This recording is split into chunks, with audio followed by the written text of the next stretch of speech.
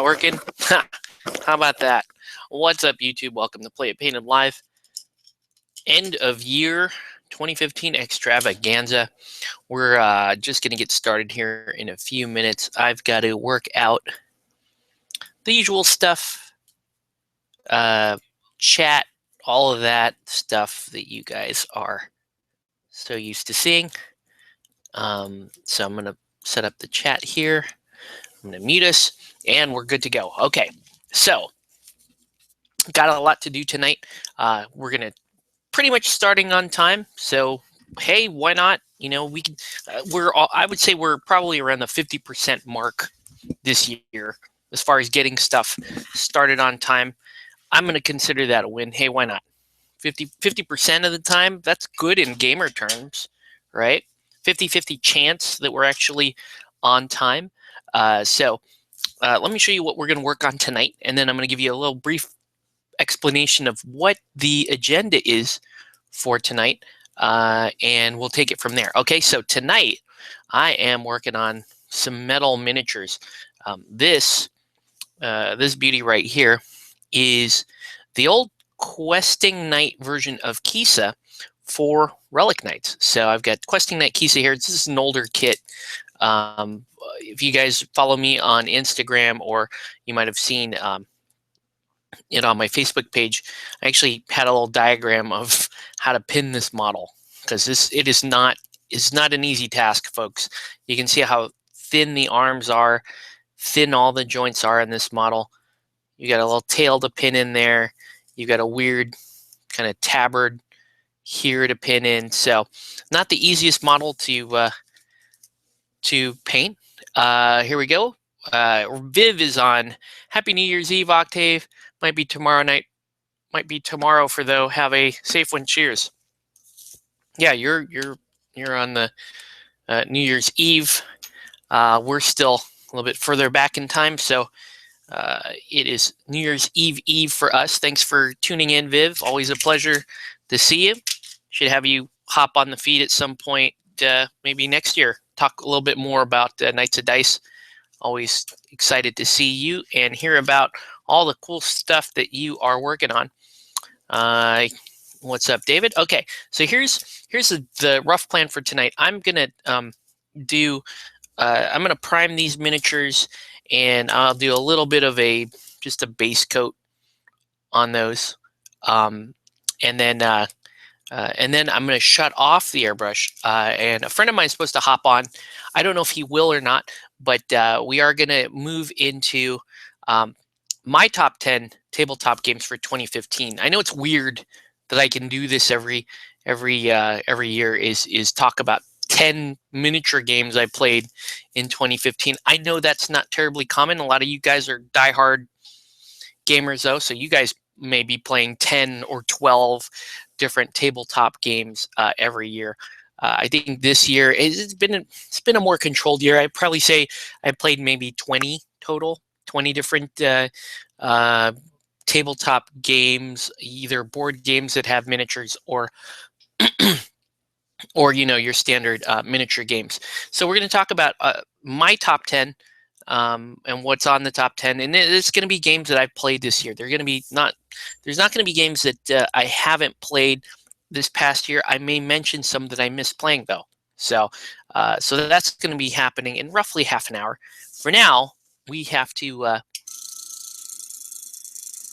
hope that my compressor is working so that I can do a little bit of airbrushing. Let's see. What's up, David O'Connell and David Luff? Okay, from Virginia. Have a safe New Year's, everyone. Yeah, for sure, guys. Have a safe New Year's. Today's New Year's Eve for me. I still have work tomorrow, so I work early for New Year's Eve. But been kind of a weird night. Got home, had to do some stuff for the house. We're tearing out our kitchen, so I had to go out and buy a new sink, and then had a flat tire, and that flat tire kind of just disrupted the whole rest of the evening. Thankfully, my wife is so cool that she's with the little guy right now. She's gonna handle him for the rest of the evening so that I can sit here and paint a couple of miniatures with you guys. Okay, so once again, this is, if you're just tuning in, welcome to Paint It Live. Let us know what you're painting, what you should be painting. Tonight's task is this this metal Relic Knights Kisa. So here, by the way, David Love, since you're here, I'm going to show you something that I didn't think was possible. Let me do that before I actually get to the priming. So have a look at this. This is an Anima Tactics miniature new release. Isn't that crazy? I know. Crazy, right? September. This is September. He was offered as part of that New Year's, I'm sorry, that Gen Con pre-release stuff. And here's the weirdest bit about this model is it is a metal miniature, which is just really strange to me because, you know, Ninja Division basically moved all their stuff over to resin. We thought that the Eldorado stuff would be metal and the new Anima releases would be resin. It turns out it's the other way around. The Eldorado new releases came out and those were resin. And sure enough, this Anima Tactics miniature is metal. And you know, we're not going to be seeing many of these at all. So I was going to paint him tonight, but I was like, you know what? This miniature has been sitting around and I've been dying to try her in a game. So we're going to do that. I'm going to clean my airbrush real quick. So we'll do that. But yeah, that was kind of weird. Just a metal Anima Tactics miniature. You just don't see that anymore. Oh, shoot, I really am behind here. I've got to fill my little rinsey rinse tank here. You can hear my compressor is having some serious issues because I'm not running it right now, but the shutoff valve is has a problem. So that this compressor is all but gone. I'm going to have to get myself a new compressor. It should be okay for tonight though, because I'm only going to prime a few models, and then I'm going to prime both of these models, and then I'm going to do a little bit of base coating, and then we'll be done. We'll just do a little painting. One thing that's kind of cool, for the past couple of months on this show, I've been just painting sheerly for leisure, just stuff for fun, not under any time constraints at all. So we've been taking our time. We've been going a little bit slower. So it's kind of cool.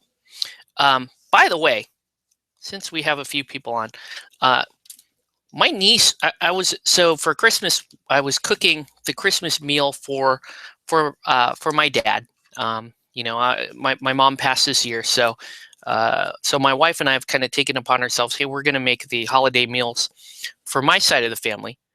No, I don't have an air tank with the compressor. So we're gonna make the meal. So we were cooking, and one of my nieces actually, she knows about this show, and she was like, "Hey, Uncle, you should do a live stream of you cooking." And I was like, "Okay, that's a weird idea," but I was a bit intrigued by it. And so I'm just going to throw it out there. What do you guys think? Like I make, I really only make like weird Filipino dishes, but it might be interesting. I don't know. Cook it live or something, something like that. I'd have to set up this camera over like a wok or something and cook food live in front of you guys. I think it'd be fun. I love cooking. I don't do it nearly as often as I like. I have a lot of fun doing it. But I don't know. I just, anyway, she thought it might be cool just to stream a live cooking show. Well, I'm wondering from my regular viewers here, if you guys would want to see me doing some cooking. All right. So anyway, let's get a little primer on these things. A little Kisa and scratch action here. Ooh. Very hard to get a grip on these minis. Uh-oh. There we go.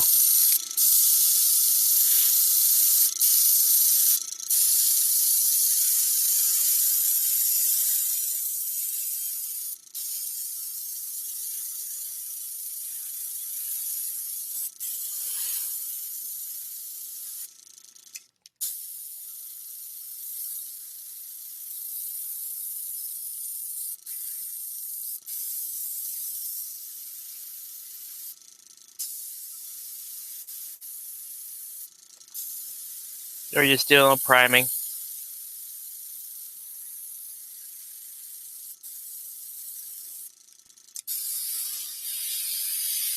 Kind of having a rough go getting this primer to get through.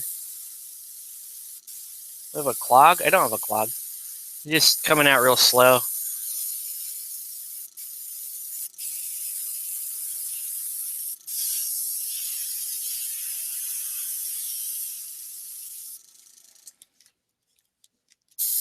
Why is that coming out as slow as it is?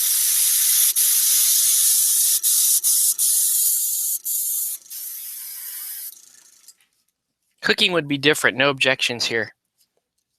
Yeah, let me know. I think it would be kind of cool. At least it might be worth a try. The camera setup would be easy. The one thing that would be difficult would be keeping a monitor or my laptop in an area where I could see comments. I think that would be tricky, but other than that,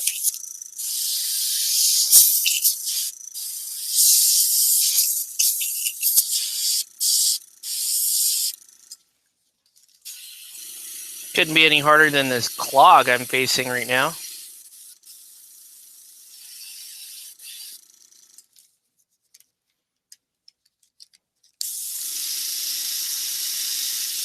Yeah, maybe it's a thought. Maybe it's I have to talk to my wife about it too, because cooking. When I was cooking, it would have to be on a weekend or a holiday or something,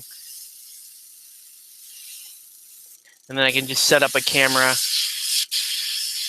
And I don't know. We probably still talk gaming stuff while I was cooking.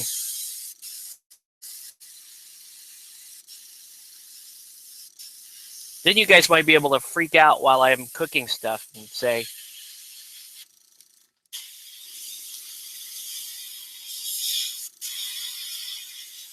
tell me if I'm doing something horribly wrong cooking, if I'm making some terrible cooking mistake.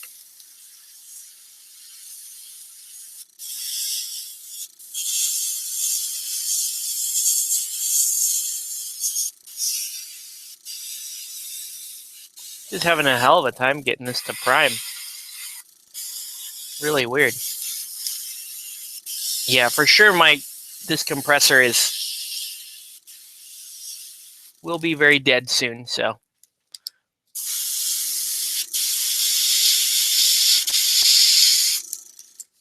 So we'll just deal with it. Well, we got it. Here's a scratch.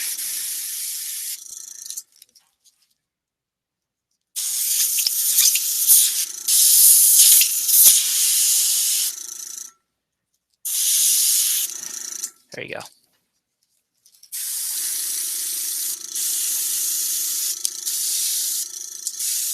Whoa.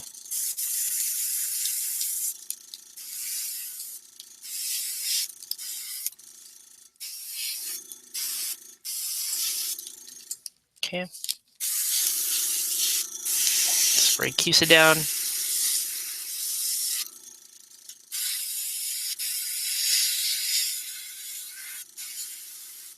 All right.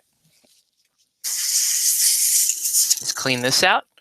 Hello, everyone. Hey, what's up, David? Welcome to the show. Just priming a couple of minis here, and then we're gonna get. Then I'm gonna do a real quick base coat on the skin, and then we'll get over to the proper brush painting. So this year for painting, I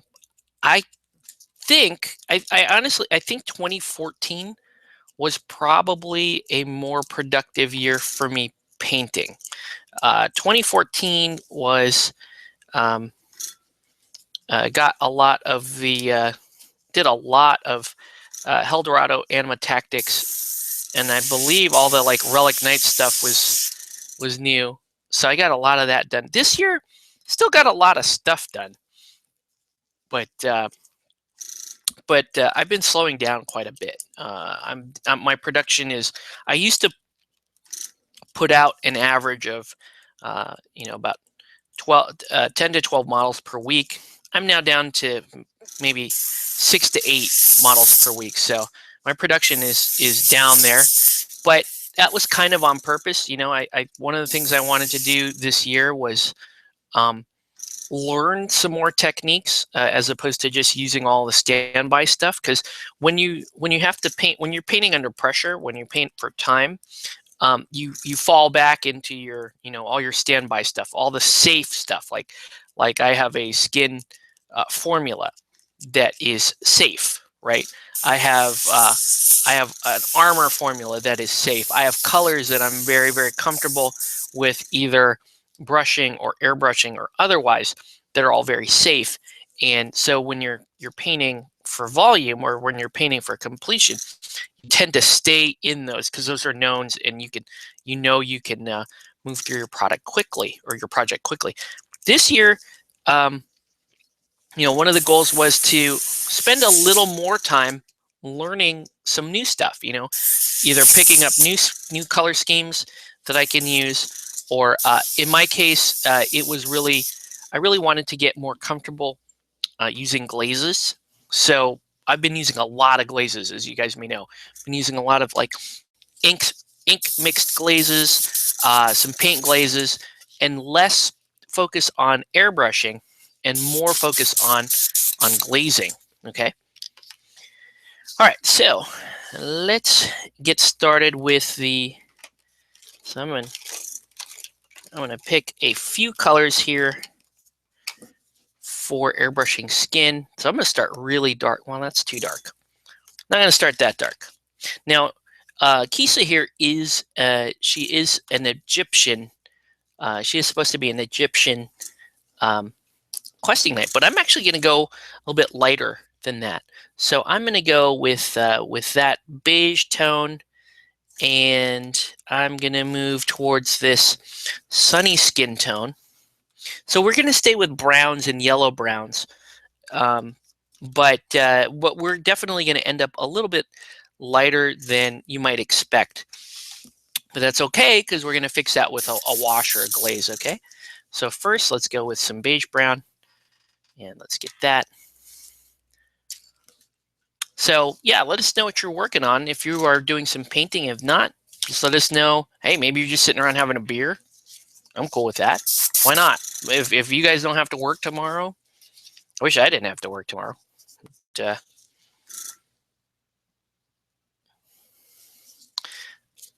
so we're going to start with a little bit of beige brown. So what is it on everyone's painting desk at the moment? It's a great question. You guys can all see my painting desk, so answer away. Let us know. All right. So let's hope that should fire out pretty nicely. All right. For myself, I'm finally getting Space Hulk completed. I never did get around to picking up Space Hulk. The models are cool. Lots of people were buying it up around me. And I was like, good for them. I'm not really going to get into it. So I've kind of stayed away from that. All right, so here we go. Ooh, lots of spit. Ooh, lots of spitting. This color may not work in my airbrush. Let's try a little bit more airbrush thinner. From 2009. That's funny. All right. Let's try it. I was just bragging to somebody how this stuff, this Vallejo airbrush thinner, is really great. Really great stuff. And I do firmly believe that. It's really good.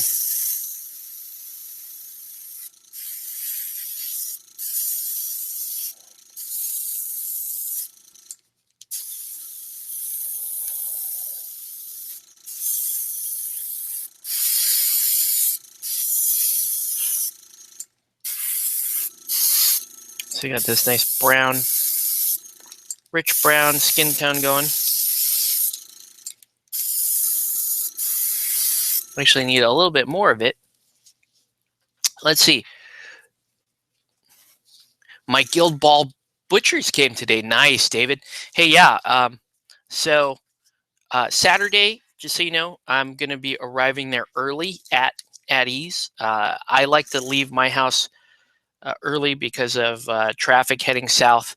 So I will be there probably around 10 a.m. So I'll be there, well, let's say between 10 and 11 a.m. I like to get there early. I think Yu Yao is going to be meeting me there early. And I've got 2 Guild Ball teams ready to go.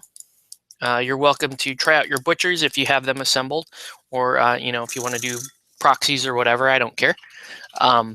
So I've played a couple of intro games. I would say at this point, I'm comfortable with the basic mechanics of the game. There's still stuff to look up. So we're still very much in that stage, but overall, pretty comfortable with the game. So we'll be ready to rock for Saturday.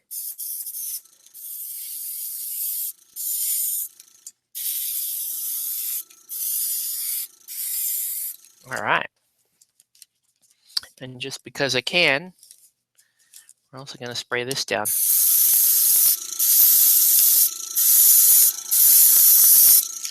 All right. Ooh, I'm getting some water repellency on Scratch's base here. That should be interesting. I guess we still have a little bit of release agent on that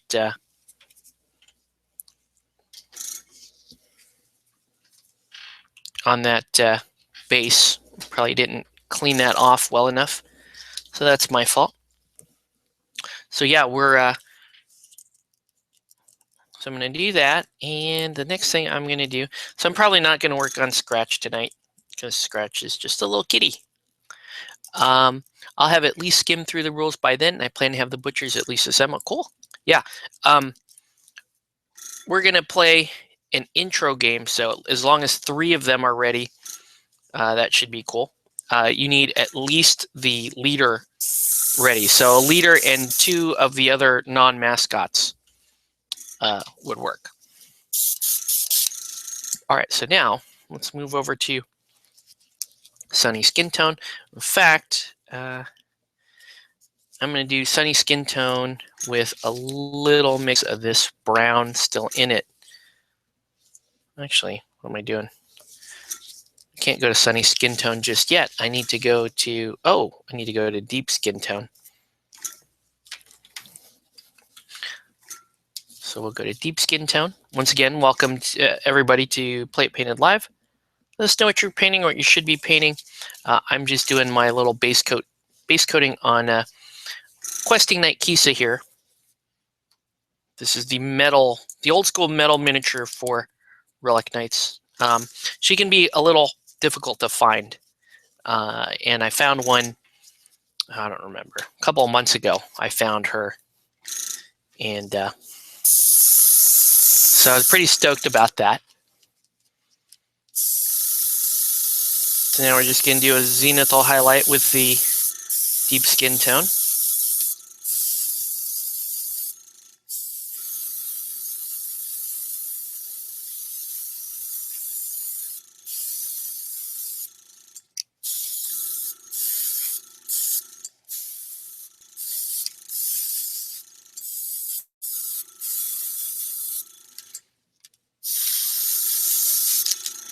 All right. And now let's go ahead. Oh, come on, focus you. There we go. So now let's go ahead and start adding a Sunny Skin Tone to this Deep Skin Tone. Oh.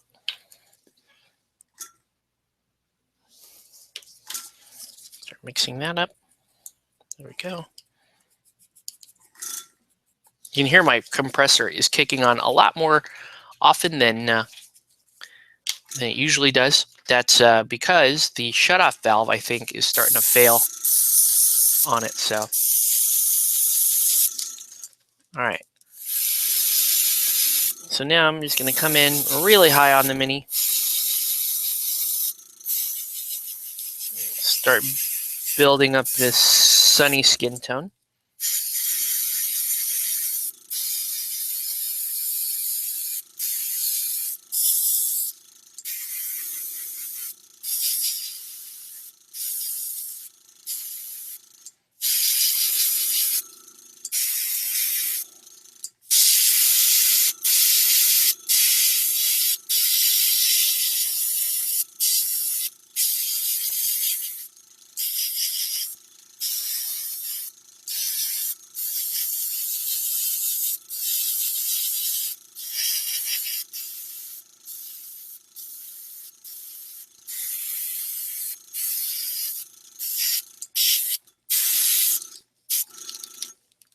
All right. And finally, we're going to go up one notch, probably too high. And we're going to go up to basic skin tone. Okay. And then that's going to pretty much do it for the airbrushing. I'll shut the airbrush off and I'll see if Mark wants to join us here. And we can start talking about top 10 miniature games of 2015. And you guys feel free to chime in at any point. Let us know what your top 5 or your top 10 or even your top 3, whatever was whatever you would say is your favorite games right now, or maybe even just the favorite, some of the favorite games that you discovered this past year, because there were obviously there are a lot of new games that came out this year on the miniature and tabletop front, and so people may have, I'm assuming some of us have run into some games that we really, really like. I know I have. But then there's some other games that just are perennial favorites. And so we're going to talk about those as well.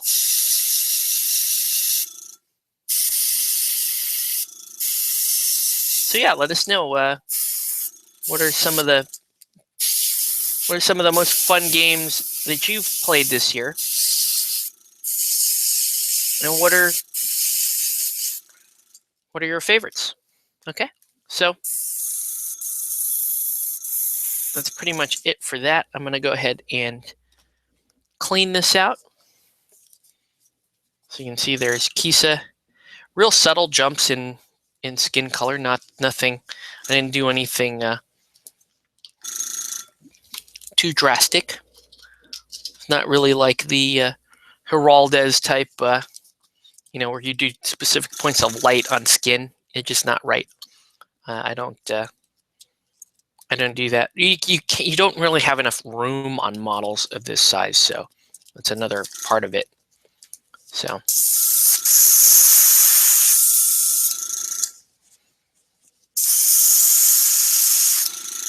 All right, almost done cleaning. Then we'll get to it, and then I'll see if Mark will join me here. I hope I can hear him. Been having some issues with my audio. All right. So there's that. We'll put that away. And let's go ahead and turn this off. And let's this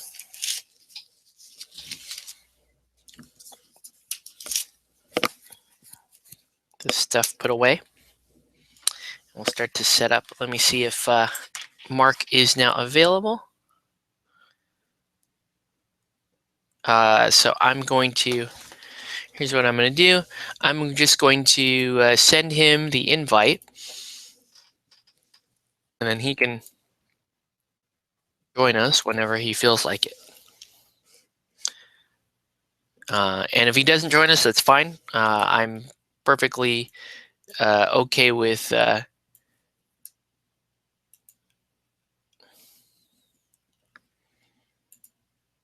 rambling on my own. Okay, so Mark. All right. And okay, so Mark, if you are watching, go ahead and check your Facebook chat. We are ready to roll from that standpoint. Okay, I'm going to move over to painting and eyes. So before I start with the top 10, I'm going to talk about a couple of games that I did not play this year, or honorable mention games that didn't make the top 10, but I still feel like they're worth a look. Okay, so one of the big games that been a perennial favorite for me that I didn't play this year was Blood Bowl. Okay, so I'm a big Blood Bowl fan, always have been. Well, when I say always, probably about 15 years playing a lot of Blood Bowl. And we used to have Blood Bowl seasons. We didn't do a Blood Bowl season this year. It just didn't work out. So I do miss the game.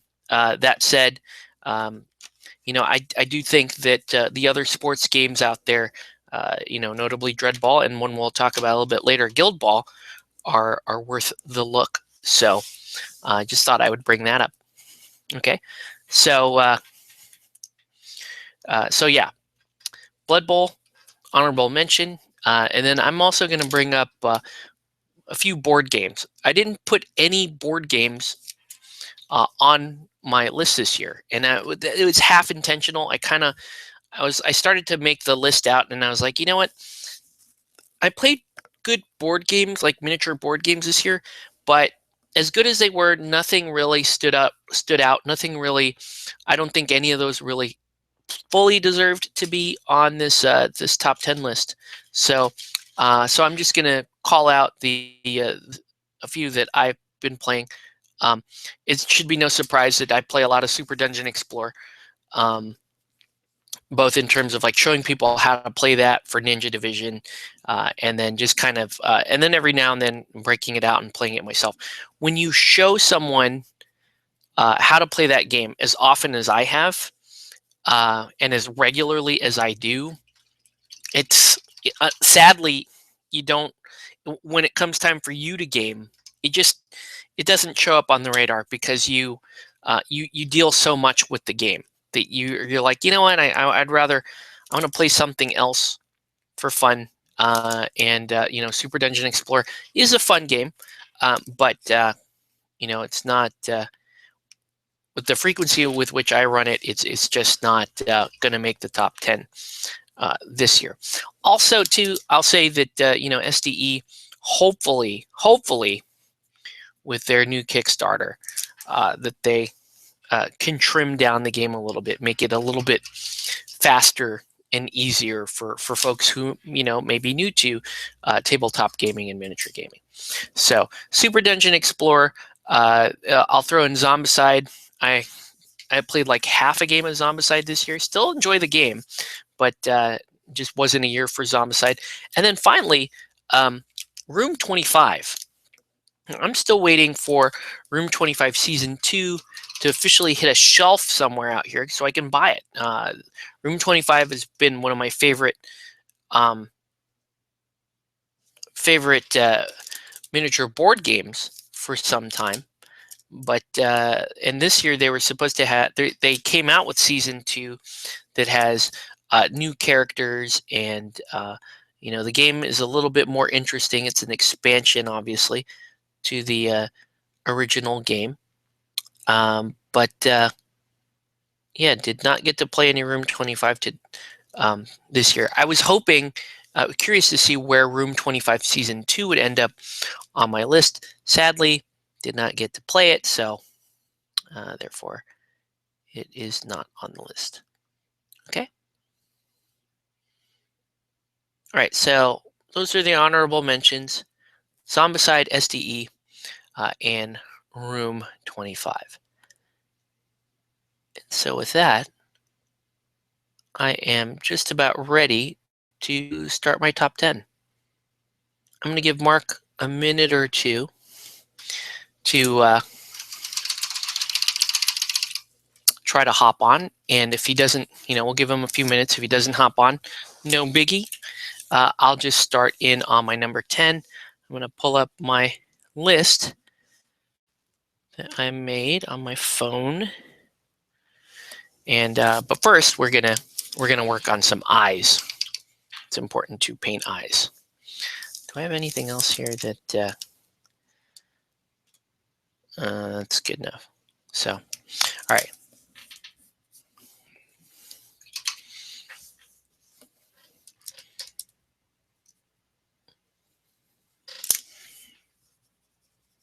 So I'll paint these eyes, and then we'll get into the top 10. And once again, you guys feel free. Let me know what are some of your favorite games for this year. What I used to do, what I've done in years past was for the team that volunteers with me, I used to just put it out there and say, hey, give me a top 10 list of games you played. Then I would do like an accumulated scoring and ranking system, and then present that as kind of the Play It Painted top 10, and then I'd have my personal top 10, and I'd tell you where it landed for me. This year I decided, no, I don't know who's really active on the volunteer side right now, so I kind of just said, I'll just do my top 10, and if other people were interested in participating, they can come up with their own top 10, and they can hop on this feed, and we can talk about our favorite games together. Okay.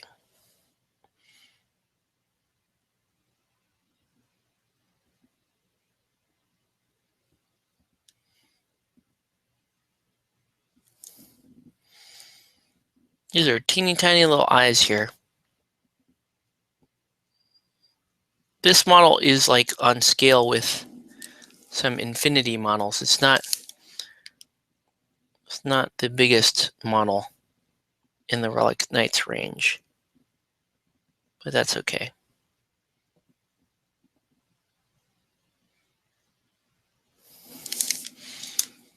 All right, so almost ready.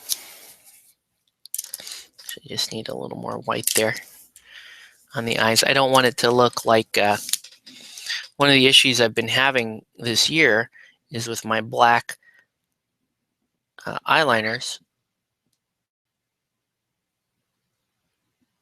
When they look cool when you're looking at them up close, but when you look at them from far away, they look like they have looks like they're like heroin chic. Like there's just way too much black left around the outside. So I'm really trying to reduce that. You can use like dark brown around the eyes, but because this is kind of a like an Egyptian style model, I figured I'll go back to using black. All right, so as far as board game goes, I've been playing a lot of Tiny Epic Galaxies and Blood Rage. Yeah, saw Blood Rage go by on Kickstarter. Viking theme looked cool, miniatures looked cool. It just didn't look interesting enough for me, because I know a lot of guys really like the Viking theme. So I'm like, oh, somebody will pick it up, and and I'll play that with one of my friends. But I don't know anyone locally that ended up picking it up. And I know it's going to be should be in the LGS any day now. They actually already have they had like an add-on pack for it in the store I saw, and I was looking for the main game and hadn't seen it yet. So, but the fact that they had the add-on means that at least the core game should be on a retail shelf somewhere.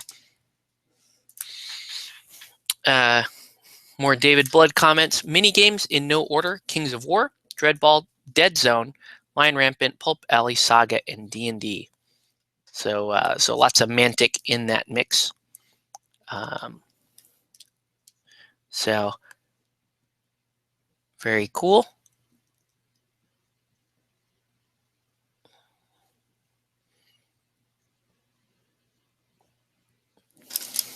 I know I hardly ever talk about Mantic, and I recognize that they make good games. I just, for me, they never really got me with their aesthetics or their themes. I recognize that the games are good, but it, from somebody that's played GW for, 2 decades, when I left GW, I went far away from those aesthetics and those themes.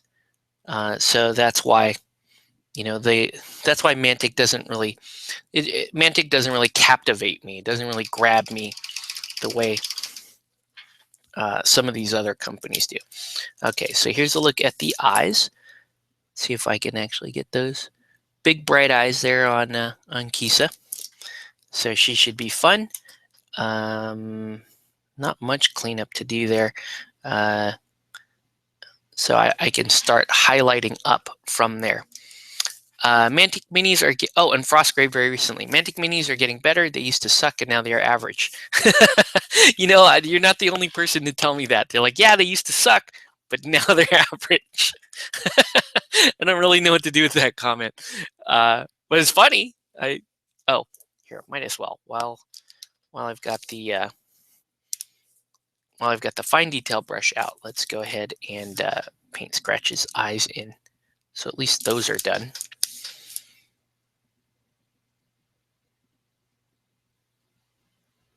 Kitty cat. And then, so starting with number 10.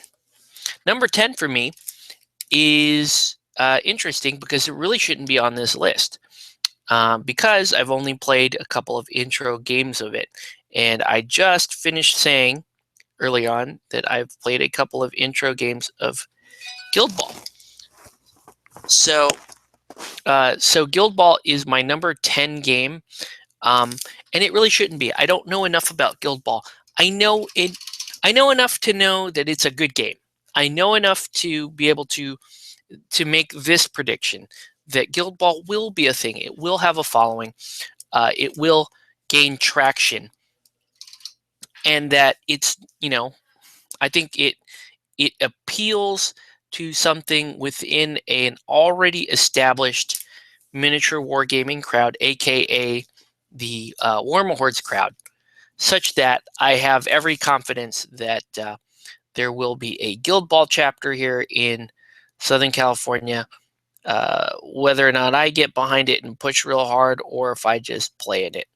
And it seems like I am leaning more towards the latter. It's I like the games that I actively get behind and push are games that I feel could use a little help because they're a little overlooked and they appeal. They have a slightly different kind of appeal to your average miniature or tabletop game player. So, Guild Ball, there's so many things that I like about Guild Ball.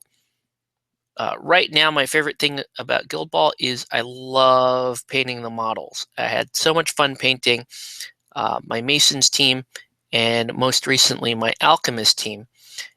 And so really like the miniatures. The game is fun.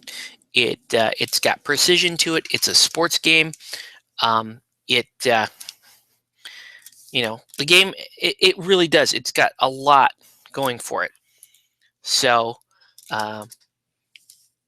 but it shouldn't be on the list. It really, you could have taken one of my honorable mentions or my board games and put it there in the top 10, but I gotta put Guild Ball on the list. And the reason why I gotta put it in the list is I'm really enjoying it so far. And I do think it's a really good game. I am hoping we'll have on this channel, I'm hoping to have some Guild Ball battle reports or game reports, I should say, going there. Some of the things that I don't like about Guild Ball are a lot of things that kind of turn me off to Warhammer Hordes. It is unapologetically a competitive game. So if you like competitive games, great. I don't consider myself a competitive player these days, so that part is it's a little bit of a turnoff, but I do appreciate precision in the game. I do appreciate finely crafted rules, more focused attempts at game balancing, that sort of thing. And it looks like Mark is joining us. He's trying to. Okay, the Pringle's can is working. fumbling around with a little microphone here. Up, Mark. Okay, is it not doing the thing? Okay, this is. Let's read some more comments here. The addition of arcade mode has meant that SDE has been hitting the table a lot, as it is fun to get people to play.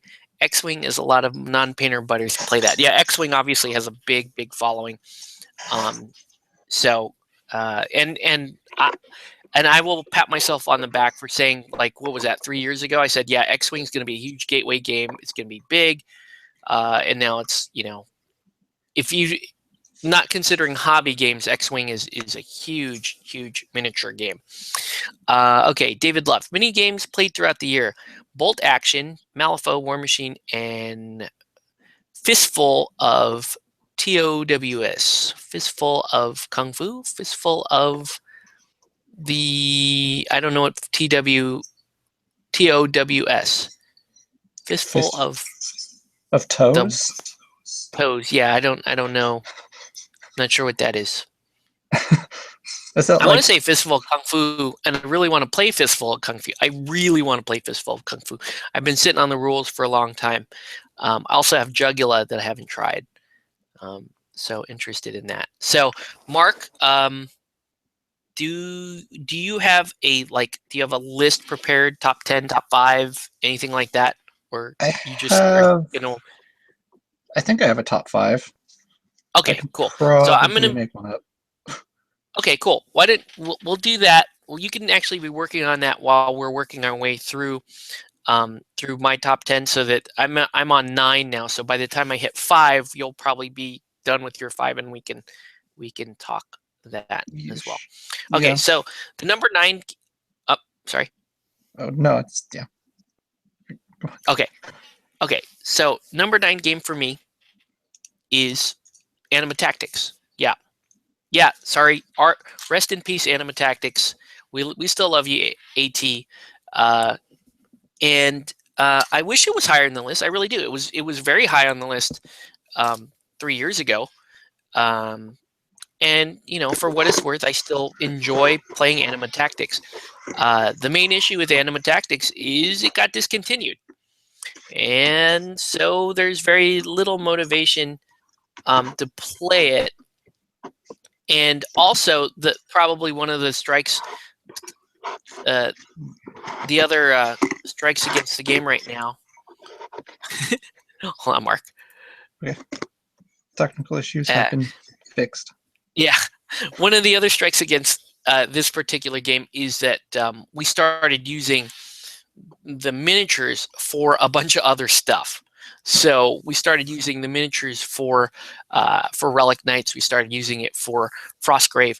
And so if you were to just take the Anima Tactics miniature line, that would easily be top 5, maybe even top 3 miniature lines for me that I really enjoy.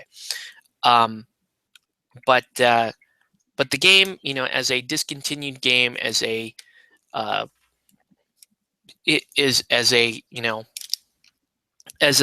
only Mark, myself, and like one other person plays Anima Tactics, it took a dip in the list. But yeah, that said, I still buy Anima Tactics. I buy more Anima Tactics these days than I do any other game that I play. Because we love the minis that much, and because it's like, well, the game is discontinued. Let's just finish up our collections and just move on from there, right? So that's kind of where we are with that. So Mark, what are any thoughts on AT for you? It's not great that it was discontinued, obviously. And if it wasn't, it would be higher, but it's a good. I think what turned a lot of people off on it was just how much unwritten stuff there was. Like all the sort of rules you had to look for. Yeah. Are you talking like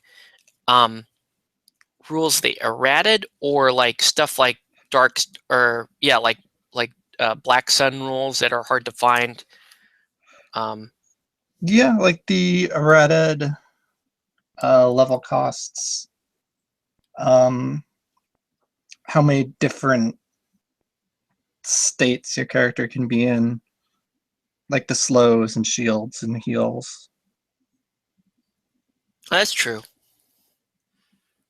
Yeah, because it's like they came out with errata and stuff for the game, but the game has so little exposure that all that activity was going on within the active player base, but none of it was actually hitting the outside world. So I remember being on the outside of Anima Tactics and seeing, we would look at the miniatures all the time before we actually started playing it.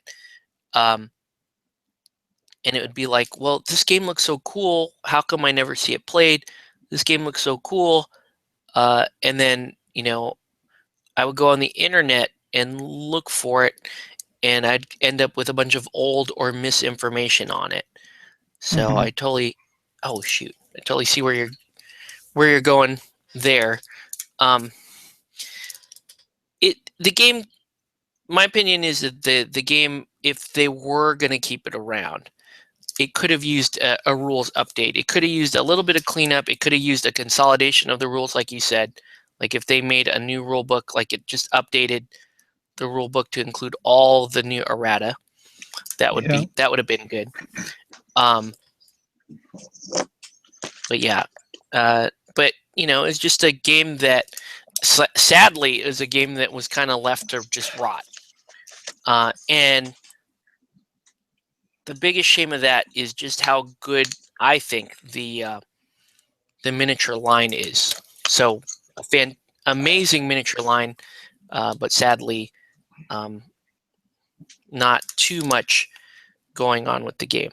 And I will continue to buy Anima Tactics. I think the joke is that we're going to eventually own the entire, between me and Mark, we will own the entirety of Anima Tactics. Yeah. But we may not be playing. We'll use it for all the other stuff that we play. But that's not a bad, in my opinion, that's not a bad gig when you think about, we're playing Relic Knights, we're playing Frostgrave, we're playing these games that could really use having some cool miniatures around for them. So yeah, I was actually looking at taking a bunch of my church stuff and some other things and just making it look a bit more druid-y for that Frostgrave crew. And some of the zombies. Yeah, like I was showing off the September miniature earlier. He would make a perfect barbarian for Frostgrave. Oh yeah. Or you can, you could.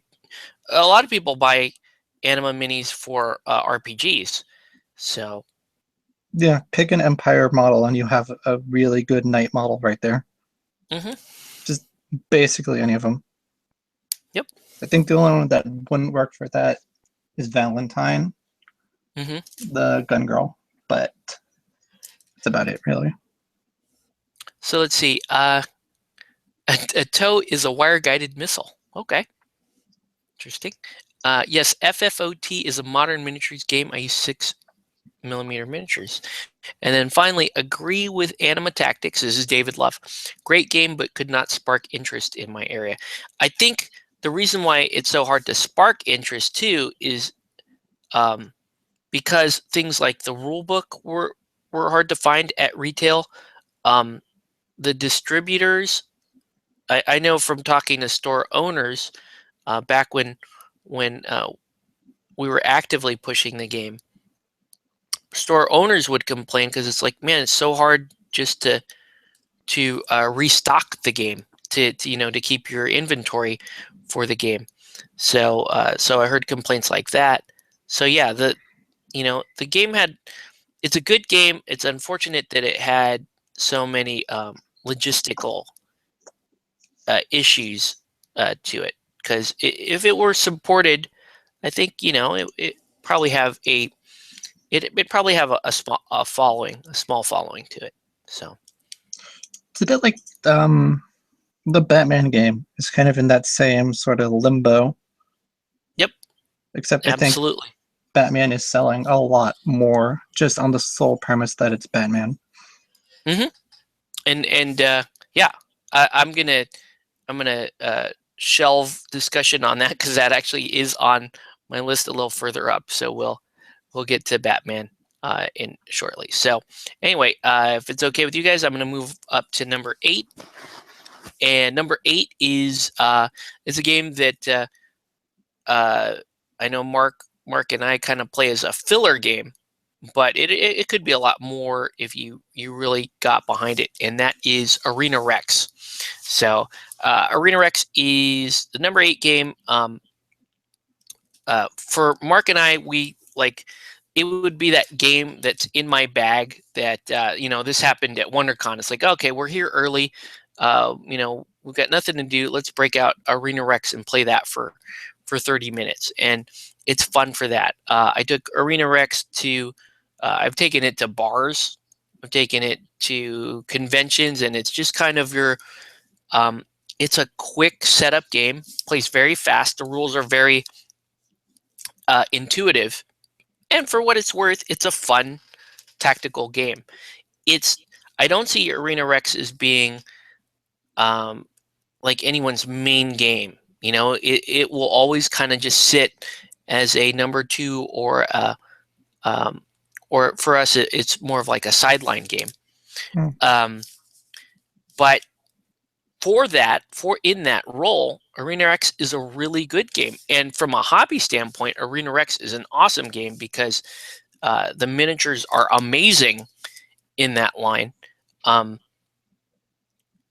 It's from a hobby standpoint, it's awesome that they're resin. From a gaming standpoint, it's horrible that they're resin.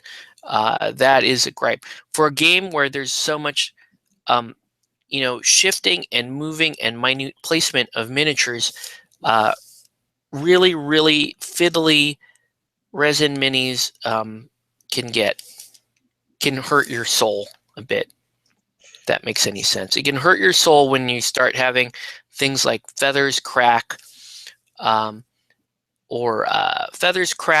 swords snap. It's just horrifying. It's that said, yeah. To quote the Spanish, it's a beautiful game. Any thoughts on Arena Rex, Mark? It seems like once you know what you're doing, it's a good game to play when you've had a few at like conventions and stuff. Yeah, because it's a very it is a beer and pretzel game. So for sure. The problem is if you've had too many and you're dealing with fiddly resin miniatures, then it's a problem. Yeah. And I was terrified of that when we brought because I brought Arena Rex to Geek Meet. So we're in a bar playing Arena Rex. That said, it was well received. People had a lot of fun. And I don't think anyone snapped any of my minute. Well, I think maybe Jose did. Maybe. I just assume Jose does stuff like that. So I don't know. Take that for what it's worth. Jose must have done something. Arena Rex, I would actually break it out more often if the minis weren't resin. Mm-hmm. Because it's and it's a fun. We actually use it as a as a gateway game for people that have never played miniatures. A lot of people that have never played miniatures before will start them on Arena Rex. Like, okay, here's how you move a miniature. Here's how here's what we mean when we say dice rolls, and here's how you do successes and all that kind of stuff. So it does have a lot of like good functionality to it. All right. So definitely the easier of games we play to teach people. yeah, because there's not many rules at all, and once you get the damage trees, then it's really just here's how you gain favor, and here's how you and here's how you do fatigue, and that's about it. Let's see. Would love to see another playthrough of Arena Rex from you guys. Not a lot out there for it. We can arrange that. We can do that. We'll talk. I want to talk a little bit at some point. Kind of talk a little bit about what I'm hoping to do with this channel next year. This past year, really, there hasn't been much on this channel besides live streams, and I'm hoping next year we can actually put a few more like playthroughs and battle reports and that kind of stuff on the channel. But anyway, good thought, and I totally want to do that kind of stuff. All right, so next up, number 7, Infinity, which should be higher. It really should. And I know a lot of like diehard Infinity guys might be groaning that Infinity is only number 7 on my list, but it's on my list, number 7. There's so much about Infinity that I should really, really like. And I was thinking about it, like, Infinity on paper is the ideal game for me, right? Mhm. Metal miniatures, anime theme, sci-fi, highly tactical game. And it just absolutely phenomenal aesthetic, good good setting, good world. I should totally be behind it. I'm assuming I don't want to give away your list yet, Mark, but I'm assuming Infinity is probably higher on your list. Oh yeah. So with all of that said, and as much as I like Infinity, and there are many things I like about Infinity, I think I should explain why it didn't break the top 5 for me. And a lot of that has to do with the fact that, frankly, I did not play that much Infinity this past year. I thought last year, going into this last year, I was like, oh yeah, I'm going to be playing a lot of Infinity in 2015. I ended up not really playing much of it. I played 1 week in a Grow League locally. I played a couple of games with Jose. I think Mark, we must have played probably with me. You probably played 2, maybe 3 games of Infinity this whole year. Sounds about right, right? Yeah. And so the issue I have with Infinity is how do I explain this? It's a more time-consuming game than I want it to be. And I'm not only talking about, the approximately 2-hour game time that most normal-sized games. I'm not talking about 150-point games. I'm talking, 300-point games. Most normal 300-point games seem to take, at least in our area. I'm not only talking about that. I'm talking about the other stuff that makes Infinity a little bit more of an involved miniature game. It's what I would call a main system, or a what am I looking for? Yeah, I would just call it a main system type game. Like, Infinity has a tough time kind of sitting in your back pocket because there's a lot to know about Infinity. The basic mechanics, yes, you could easily pick up orders, arrows,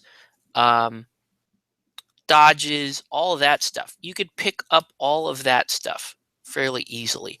But when you start talking about war gear, specific abilities, And then the one that I really don't like, list configuration.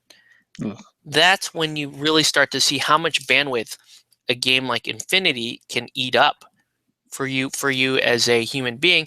And a lot of Infinity guys have, like diehard Infinity guys have basically told me the same thing. You know, it's like, yeah, this is an involved game. And so people are constantly studying, people are list tweaking, people, and that's part of what makes it a popular game, are the very things that I would knock on the game. So let's see. Bought into Infinity for a few $100. Yeah, I know. I think you were playing Infinity the same, like right around the same time I was trying to play Infinity. Played it 6 times. I don't like it. I'll probably sell all my stuff. Yeah, I still need to sell my French.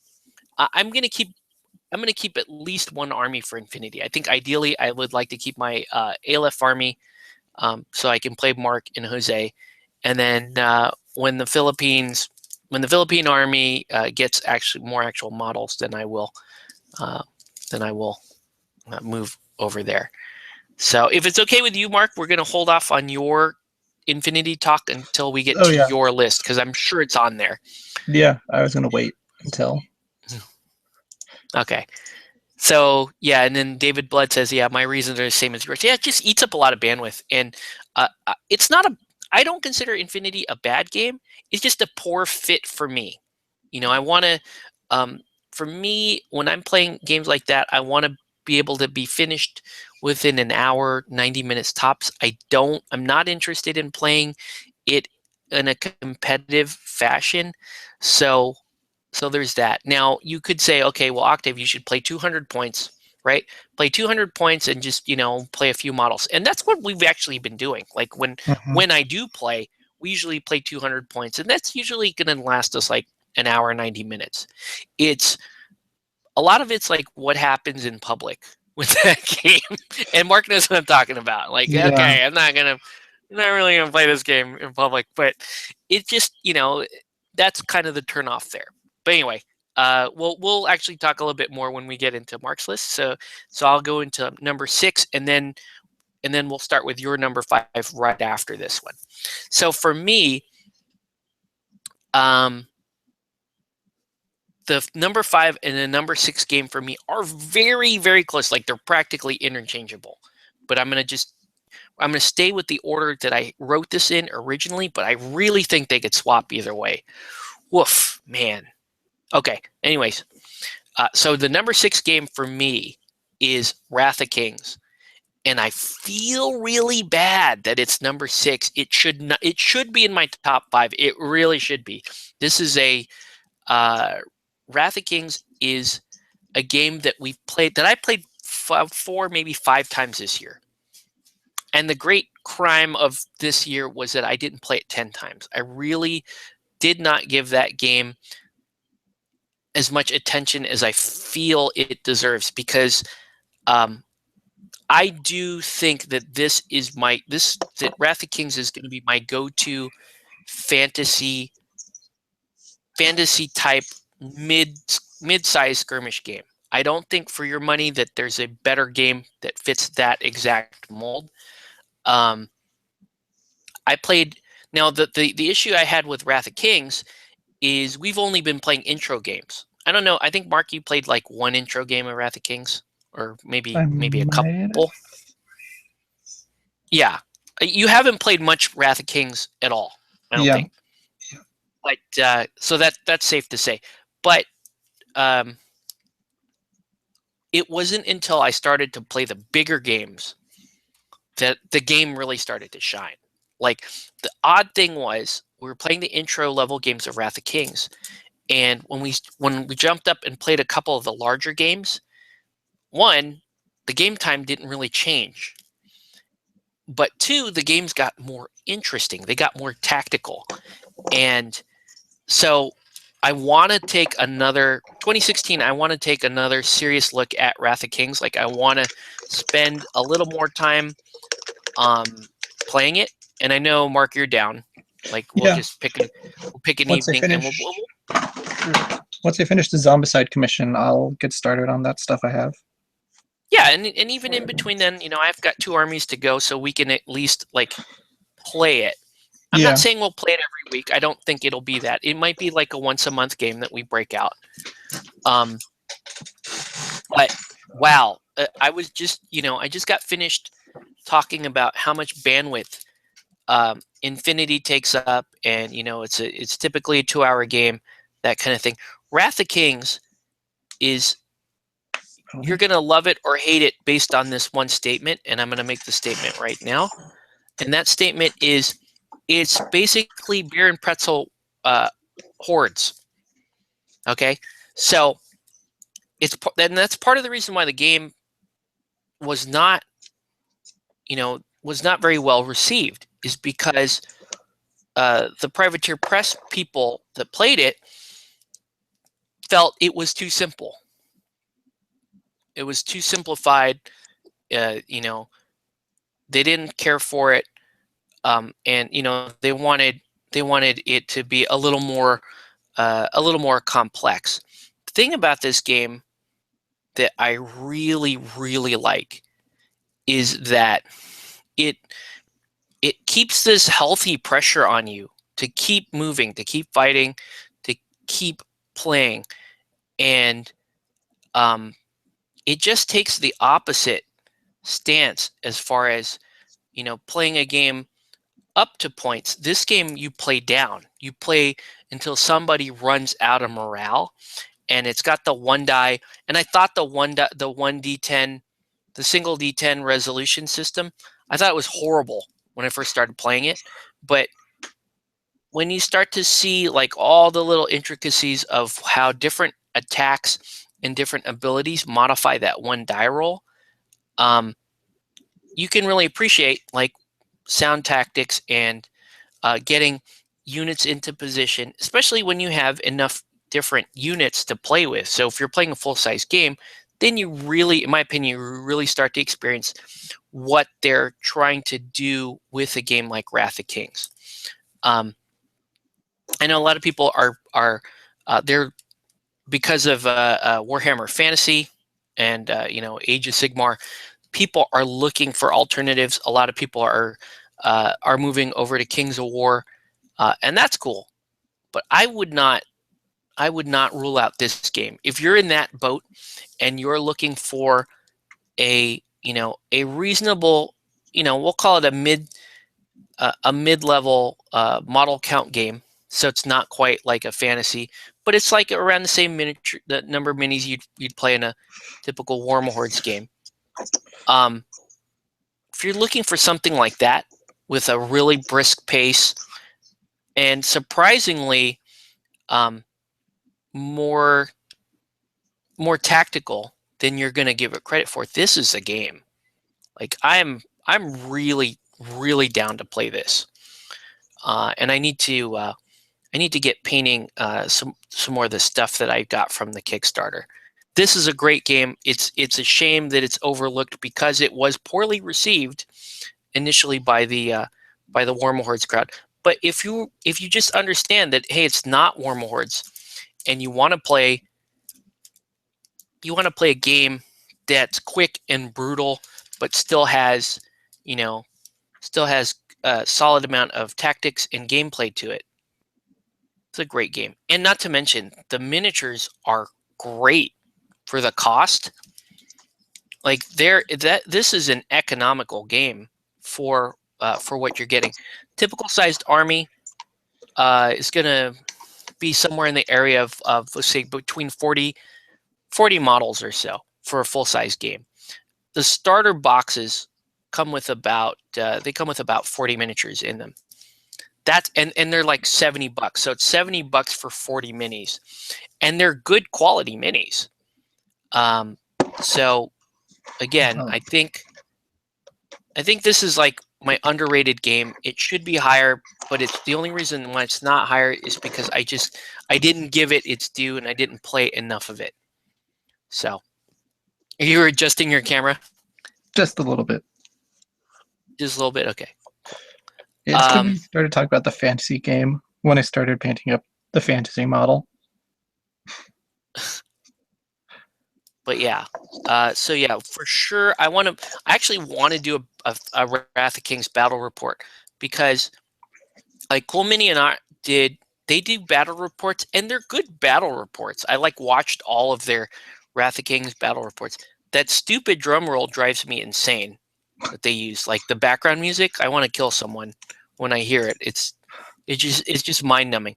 That said, they do good battle reports, but I don't think that I think with just a little bit of additional commentary, like this is why this rule is so cool.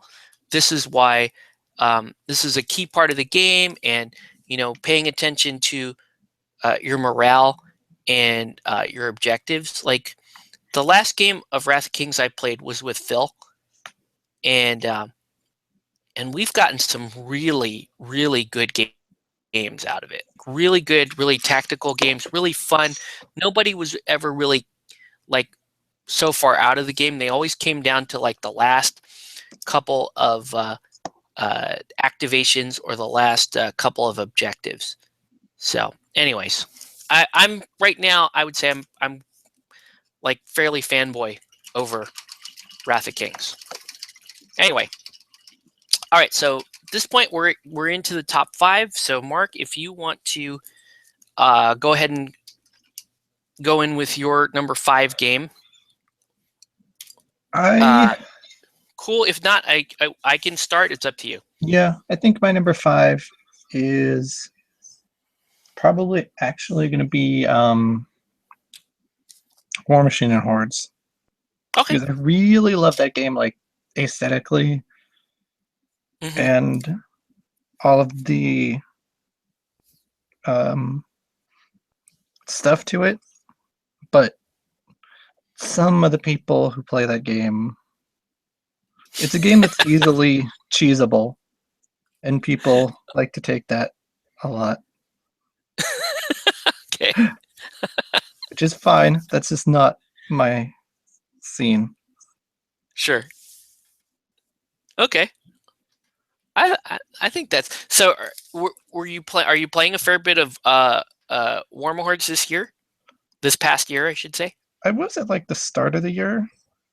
But with since we've gotten stuff like Batman and Infinity and whatnot, it's kind of died off a bit. Yeah. I think looking at some of the rules for Frostgrave, I think we can kind of like have a better version of Warmahordes in that game with all the animal rules. Yeah, because you kind of have the caster, right? You got a central caster, and then you got a war band built around. I can kind of see that now. That's cool.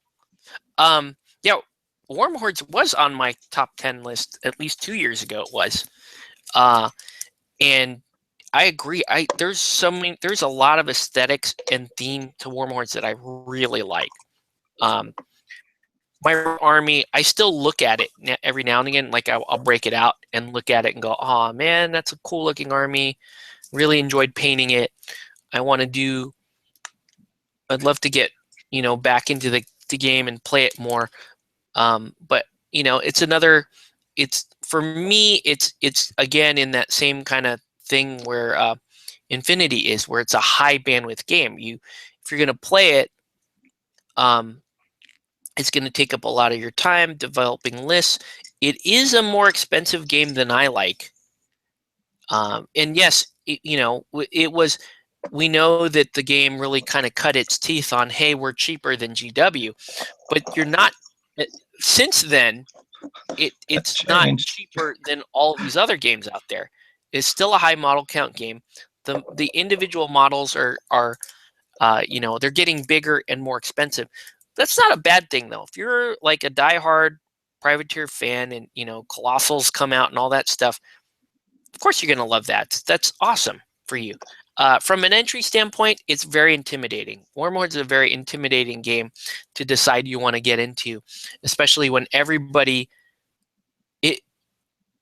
to me, like from the outside, would be like trying to going to learn martial arts, and everybody else in the dojo is already a black belt, Yeah. and they don't want to spend their time they don't want to spend their time like teaching a white belt. Well, most of them don't. I mean, there's a lot of really good press gangers. Press gangers are awesome. Like pretty much every press ganger I've met has been awesome. But most of the time, if you're going to try to play a pickup game or something like that, yeah, you're going to be facing black belts. You're going to be facing guys that that want to break out all the toys. And for me, like Warm Hordes was, and I've said this over and over on this show. Like for me, Warm Hordes, I want to play 25 points. I want to play max one squad, and I want to be done in an hour.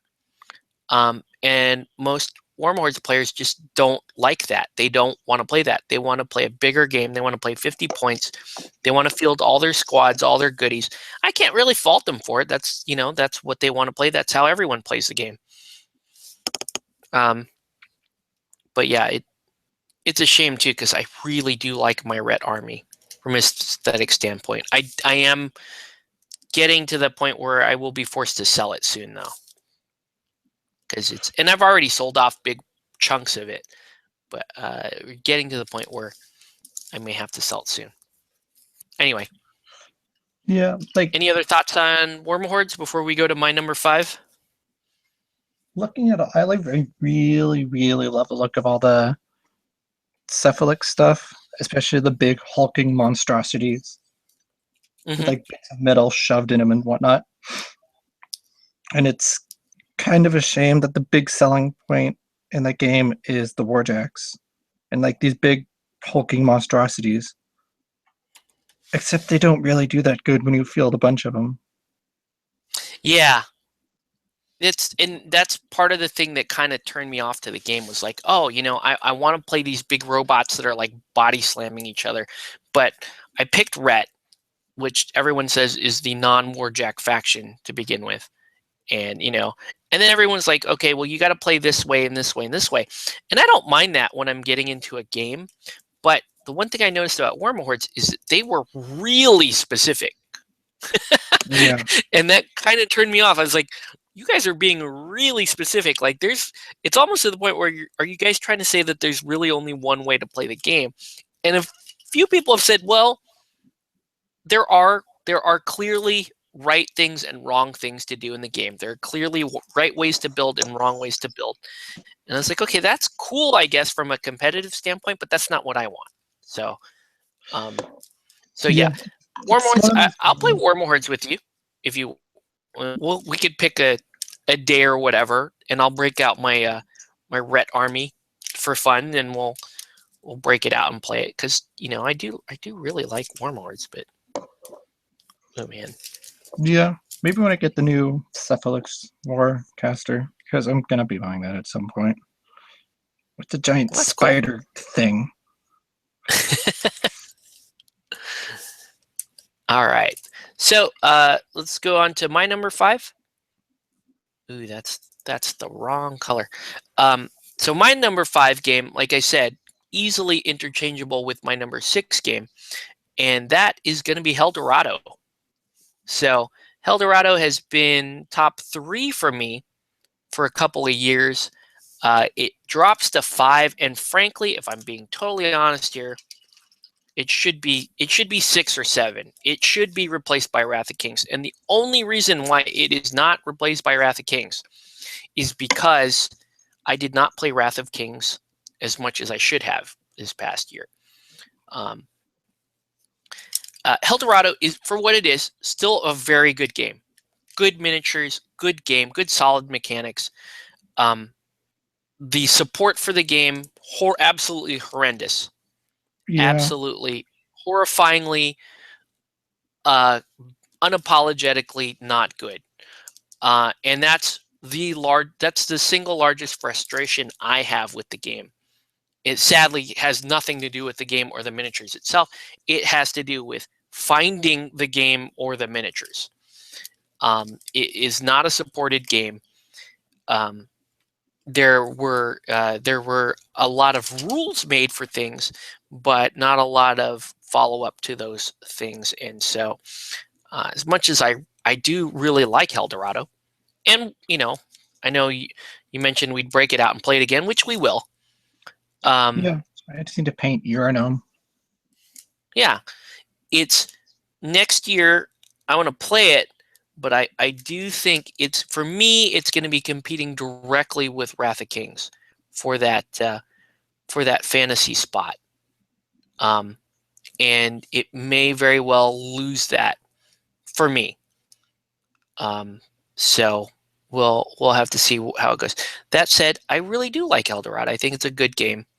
I would recommend it to people who have the kind of persistence to pursue a game and find it wherever, whether they're buying their minis on eBay or whatever, because that's the reality. They're going to have to, if you're really interested in playing this game, you're going to have to buy minis on eBay. You're going to have to buy them secondhand. You can't find them at retailers. You can buy them on the Ninja Division, the Soda Pop store, but that's not going to be the whole range. You're also going to have to proxy models that they have cards for, but no miniatures for. And you have to do all that with the expectation, the very realistic expectation, that you're not going to see any new miniatures. You really shouldn't expect to see anything new from Eldorado. Yeah. So all of that combined is a somewhat depressing story about a really, really, in my opinion, a really, really good game. But I'm just running out of the energy to support the game for myself. I have my miniatures, I have my armies. I'm happy with those. I will play this game with anyone. I will show it to anybody who asks me to show it to them. I'm just not going to be out in front of people trying to get them to play it. If that makes sense. Like me and Mark will play it. I'll play it with Gareth. I'll play it with anybody who says, "Hey, Octave, let's play Eldorado today." Totally do that. But what I won't do is I will not be out in front. Like I won't be bringing this to Comic-Con anymore or anything like that and saying, "Hey, let's all play Eldorado," because I don't want to lead people down that path if this game is going that way. And I just don't see that this game is going to wake from its slumber. I don't think we can really fully blame Soda Pop for that, because Cypher kind of let their games sort of distill and lose interest. Yeah, they did, for sure. So yeah, I totally agree with that. But we'll still play it. It's a good game. I really think I'm gonna call it. It's number 5 on my list. It should be number 6 though, just because didn't give Wrath of Kings the fair share. For me, I think Wrath of Kings will eclipse this as my fantasy skirmish game. But I don't know. That's just kind of my attitude right now. It might be because between the two games, I played Wrath of Kings more recently, and I was, and I had a lower opinion of it, and then now it's kind of high up again because I was pleasantly surprised by the game once you increase your points level. So anyway, let's move on to what's your number 4 game? My number 4 is probably going to be Relic Knights. Relic Knights. Okay, cool. The only reason why it's not really higher up on the list is because we haven't seen very much support of it lately. Okay, that's fair. I really want to get I want this game to be higher up. I love it. We play a lot of it, but I can't, in good conscience, put it up there and lead people to it really until there's more of the better quality models out. Yeah, that's totally fair. This is on my list, so I'm not gonna talk too much to it. So we'll just listen to your take on this being number 4 on your list. And without saying anything about what's in it, I think book 2 is going to breathe a lot of much needed life into Relic Knights, because it takes a lot of the things I'd say were kind of made certain factions and certain models a bit unbalanced, and fixes it. Yeah, I Fixes a lot totally of agree with that. that needed to be fixed. Mhm. It's good that the erratas Yeah, we've already seen, like the when you're in contact with something, you just drop the counter off at the end of your move action, is a really good start point. Mhm. And some of the other things. Yeah, some of the other things that they're changing, for sure. Yeah, it streamlined it, but not in a but not in a bad way, like what Age of Sigmar did. From what I've heard about Age of Sigmar, I haven't actually played it, and I don't plan on ever playing it. Gotcha.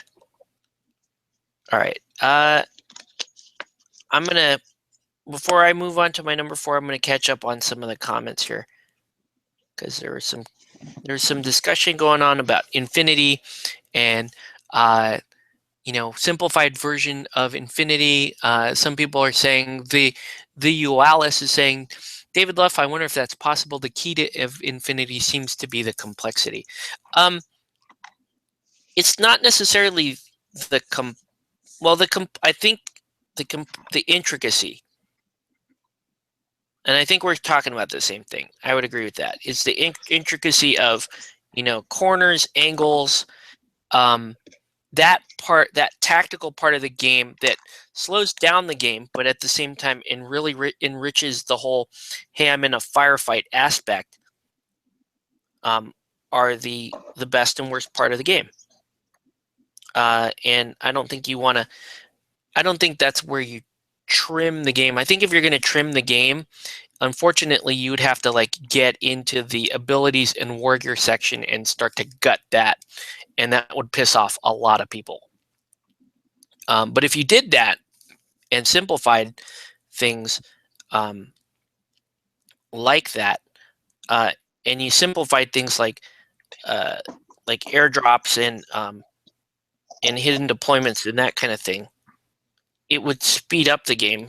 But then it would just piss off your existing fan base. So I don't know. That's just kind of my take on I've got Infinity. words about Infinity, but it's higher up on my list, so I'll save my words for that. Cool. Let's see. Still have my Eldorado armies, Saracens, Westerners, and Immortals. Here's the sad thing. In my dry, my mini booth here, where I take some photos, I have a Saracen army sitting here, fully painted, just gathering dust, just hanging out. Hey, look, I'm a Saracen. I've got and I had so much fun painting these. These were cool, and they're but I don't have occasion to use them. They're just back here rotting, and it's sad. It's I bought this is awesome. That's a great miniature. Yeah. This is the bus driver guy that picks up your friends and moves them. He's rad. But he's I love Frizzle from the Magic School Bus. Yeah. But no occasion to use them. They're just sitting there. It's just the worst thing ever. It's yeah, I totally want to play Eldorado, but I can't. I can't put that on back with any regularity. Just because I don't know. It's just not enough. There's not enough gas left in that tank. I want to. We're still gonna break it out every now and then, but just not gonna. Yeah, I'm just not gonna.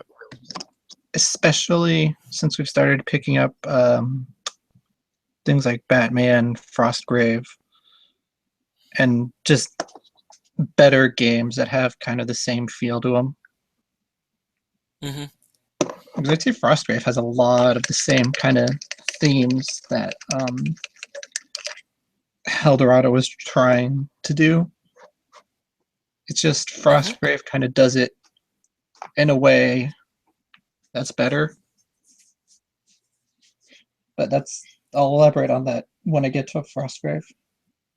Okay, cool.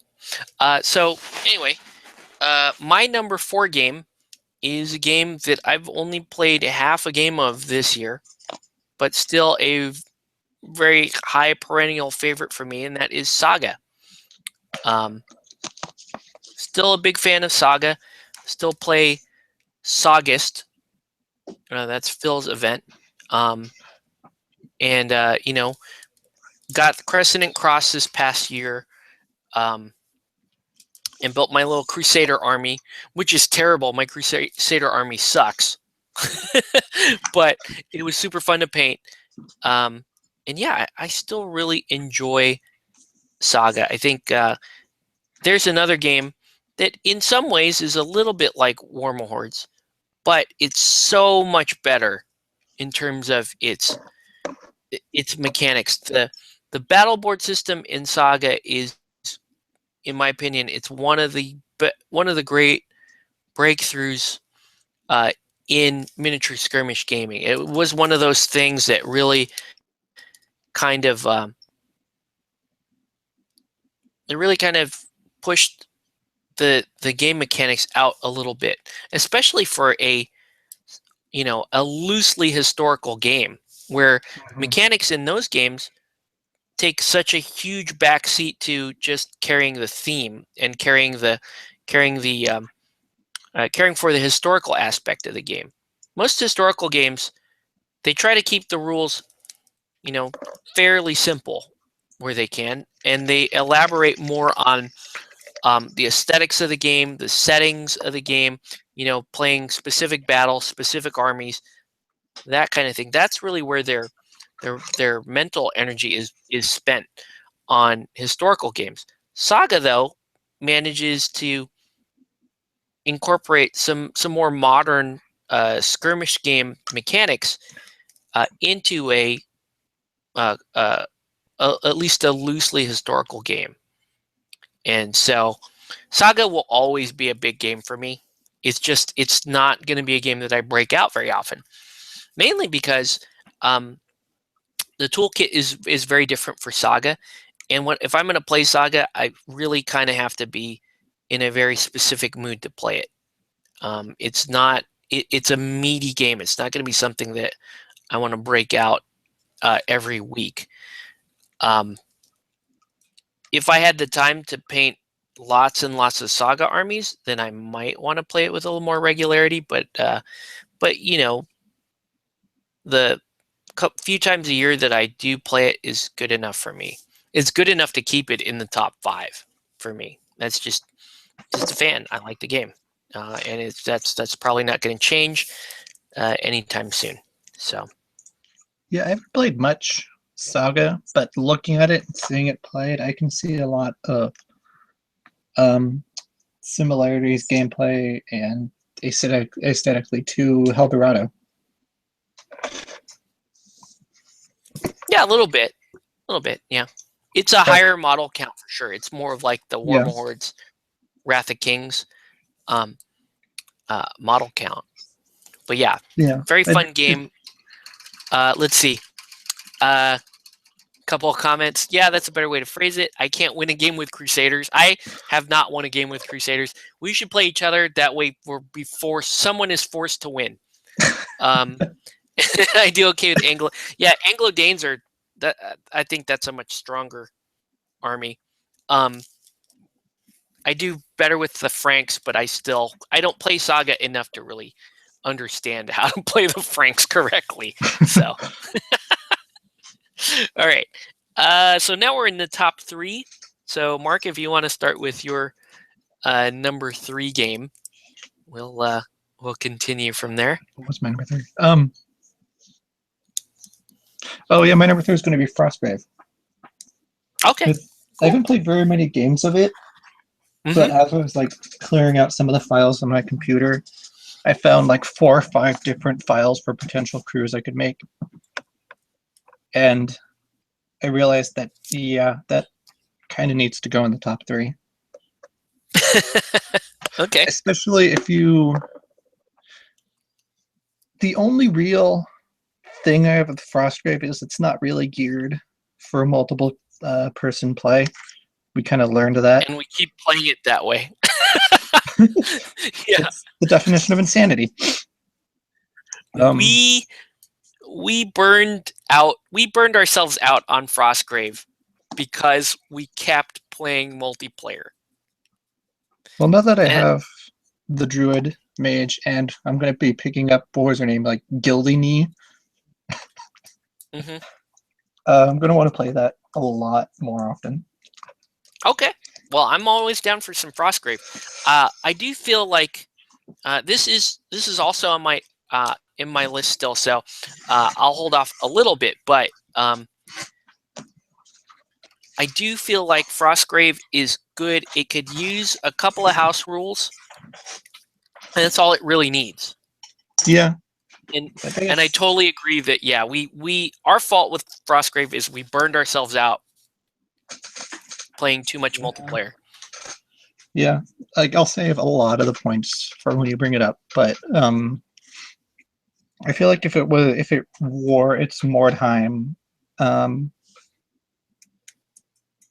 influence, inspiration badge on its shoulder more often, or more than it does, it'd be a much better game. Okay. It does have a pretty zealous following online. I noticed the Frostgrave Facebook group is super active. Yeah, I didn't think it would be as active as it is. Like it's a pleasant surprise, but it's a surprise nonetheless. And I also like how our Frostgrave group is like our Frostgrave group is a lot of Anima Tactics miniatures. A lot It's of pretty anime. funny. We have like a the anime Frostgrave group, which is pretty hilarious. Okay, so Frostgrave is your number 3. We'll talk about that a little bit more because it's still on my list. My number 3 is Batman. So I got Batman in at number 3. So I think we're reversed here. Your Batman, I'm sure, is up higher on your list. Yeah. Batman is now. When we started playing Batman, I had very low expectations of Batman. I talked to a few people online. They were like, "Yeah, I don't really like Batman. The rules were confusing. It's hard to find models. They're kind of expensive, and the game is just the word I kept hearing was the game was just meh. It's not great." And I'll be honest with you, the game, from a mechanic standpoint, for me, I do feel like it could use a little work. It could use a little bit of cleanup, especially in how because it is a Spanish game, the wording on things is not 100% clear or easy to find. Like I think stunned and shock is the same thing. And the weird thing is the rule book will tell you that stun and shock is the same thing. And then they won't even fix that. They won't they won't stay consistent with it. They'll say, "Oh, we're talking about the same thing." They just want to be able to use 2 words, I suppose, for it. Or it could be that they don't want to have to errata cards that we're using stun and some that we're using shock. Yeah, I think that's it. But either way, I think what it is stun and shock are the same. Or either stun was called shock or shock was called stun. Except they never bothered fixing it on the card. Yeah, they just didn't bother to. Now, I will say this about Batman. Were it not for the amazing theme of it being Batman, I just don't know that this would be in my top 3 if you just took it on mechanics alone. It's because of the setting and the minis are really nicely sculpted. They're horribly designed from a build standpoint. Yeah. So whoever's, and I've said this many times, whoever is in charge of sculpting Batman miniatures is awesome, but whoever is in charge of breaking up those sculpts and casting them needs to be talked to, because it's just a problem. Like, you took this beautiful mini, absolutely, and they're absolutely gorgeous minis when you put them together. The process of putting them together hurts the soul, though. Yeah. Like, I'll just say this now. Batman is my number 2. Mm-hmm. And like the only reason it made number 2 is because it's not like they need a better US distributor. Because I For think sure. in the UK, or like in the UK and all that, you have like no problem getting a hold of Batman because you just order from the website. Mm-hmm. In the US, not so much. Because shipping from the UK to the US alone is a nightmare financially and time-wise.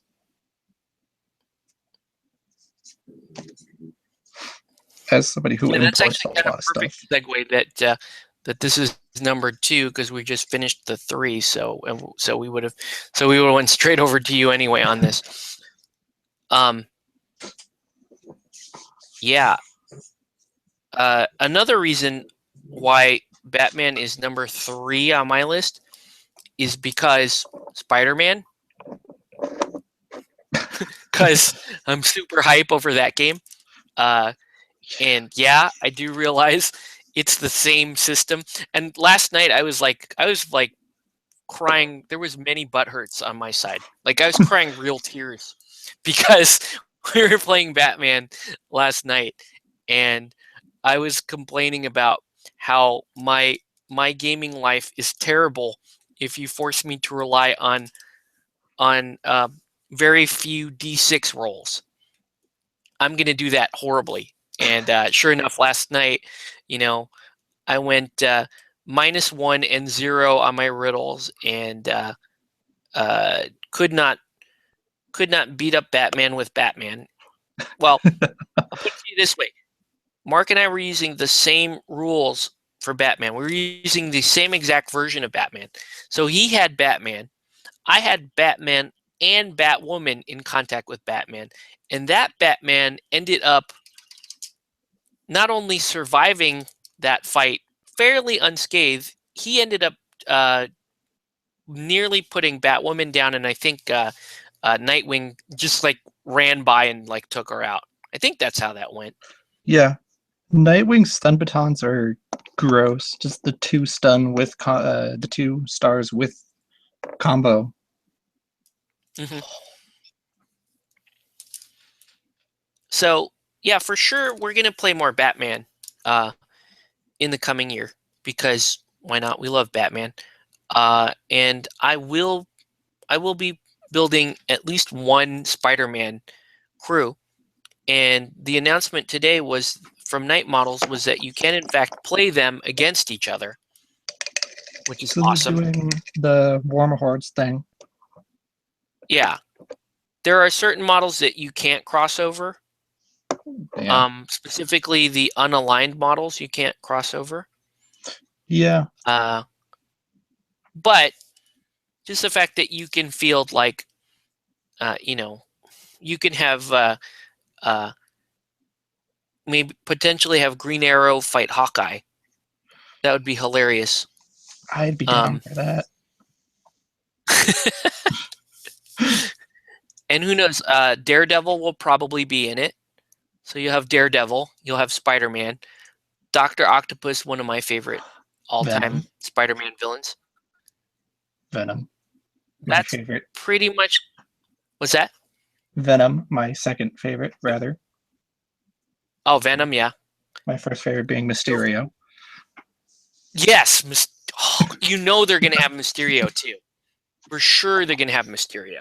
I will buy that model so fast it will make people's heads spin.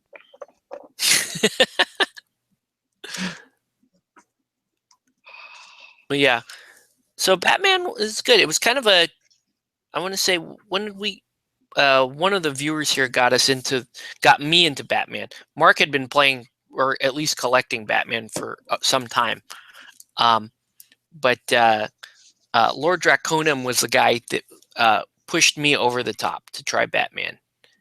And I tried Batman, and between Lord Draconum and Troy Perez and those guys, those are the guys that were kind of, Mark had been pushing me to try Batman, but I was very slow to respond. And then a few more people got behind that, and so then I heard enough people saying, "Hey, you want to play Batman?" Who else was in on that? Lord Shaper was like, "Hey, you should try out Batman." But then I heard also from my other online friends, "Oh no, don't worry about Batman. It's not a very good game." That whole thing. But I think they're looking at it purely from a game mechanic standpoint. When you consider what I consider too, miniature quality, theme, and aesthetics, then I have a much stronger case for Batman. All right, so we're already. Any other comments about Batman before we move on to my number 2? It's got Scarecrow in it. Yes. And I found a way I can run Nightwing and Red Hood, and that is why it kind of skyrocketed into my number 2. To your number 2 spot. It was on my number 3, but then last night I figured out how to run Jason and Dick, and they're like my 2 favorite characters in the Batman lore.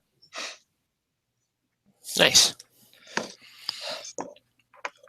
All right, so let's see some more comments. The sale on Soda Pop's website is pretty good for Helldorado and Anima Tactics. Yeah, I've been looking at that. We have until tomorrow midnight to cash in on some sale stuff. So I will probably order a couple things from that. David Luff says, I want to play Batman because of Harley Quinn. Why not? Who doesn't? I already got to paint a Harley Quinn crew. I had so much fun doing that. Now it's like, oh man, I kind of want one. But I really, at this point, I want the comic Talia, and I want the Wonderland crew. Yeah. So that will probably be a thing for me.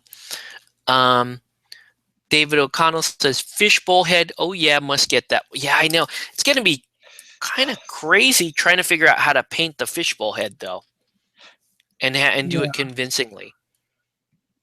Well, what if you want something like the Frostbite here, and then kind of highlighted it with white for the shine? Mm-hmm. Oh yeah, maybe, see something like that. It's something I'll definitely try. Cool. Okay. Let's see. Bonus, I think it was voiced by John Rice Davies in the 80s cartoon. Oh, Mysterio? That's awesome. Big John Rice Davies fan. I can actually some more comments. I think Batman might be able to get my board gaming friends into mini-gaming. I think so. It is, as a gateway game, it's a little tough because there's a lot of moving parts to Batman. But, if they're already playing board games, you step up the complexity a bit and they'll be okay. They should be okay with it.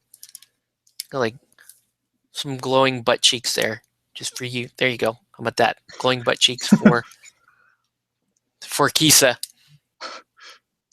Got kind of an anglicized Kisa going here.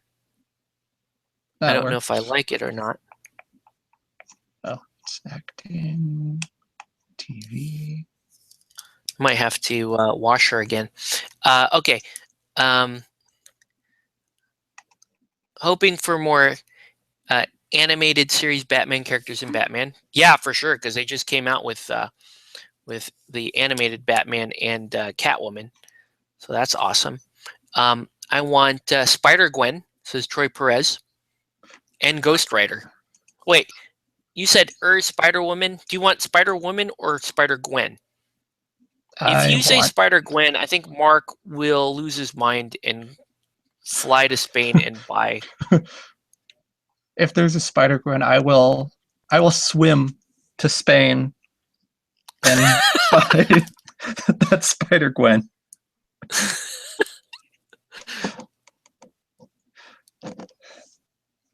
And I don't doubt your sincerity on that. Yeah, just looking over at my Spider-Gwen cosplay. Yeah, I do not doubt your sincerity one bit about that. Somebody said, "Where's Mark?" Oh, he's swimming across the Atlantic to get his Spider-Gwen. I would not be shocked. It would be a national news event. The only thing I would say to that is, so is he going to be there on Tuesday? That would be my only response. So does that mean we're playing Batman on Tuesday, or? Nice. See, I really start swimming. I hope Spider-Gwen A comes out and is a really good model. And I can find her on eBay. B, I hope I can run her in the Batman game because I really want to run Batwoman and Spider-Gwen. Well, I don't know if they're gonna let you mix crews, but for sure you can have her. Like you will be able to play Spider-Gwen in a Batman game. The only question is, the only way that might not happen is if they decide Spider-Gwen is an unaligned character, but I don't think they're going to do that. So, no, because her first appearance canonically in the Marvel Comics was part of the whole Spider-Verse event. So it makes sense that she'd be part of Spider-Man's group. Yeah, she's probably part of a Spider-Man crew. Yeah, I can see Spider-Man being dual aligned. But. So we're gonna jump to my number 2, which we are kind of talking about anyway. My number 2 is Frostgrave. So we're talking about Batman, Frostgrave. We both have those as our 2 and 3. We're just kind of flip flop there. The main reason I put Frostgrave over Batman is I do feel that as a game system, it's a more convenient game. It's an easier game for people to pick up, and it's an easier game. It's a faster game, and who doesn't like DIY minis? Yeah. So, and yeah, the only reason why we're on hiatus from Frostgrave right now is because we did burn ourselves out playing too much multiplayer Frostgrave. Otherwise, we'd be there. Now, a couple of things that I would change about Frostgrave would be I would want to play most games, 2-player games, on a 30x30 instead of a 3x3, so the game's a little bit faster. And I might change the crit rule.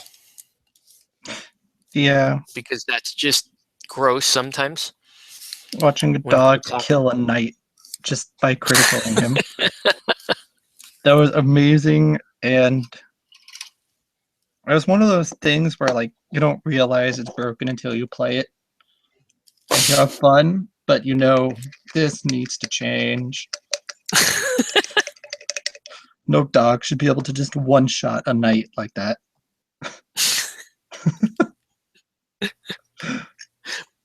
So, yeah, we pretty much talked about Frostgrave already, so we're about ready to go. Okay, so I think So, Mark, what is your number one game? I think I know what it is, but go ahead Yeah, and to the surprise I've of none, deduced it. my number one is Infinity All right. because that's the game I just played the most of and probably Mhm. have the most of.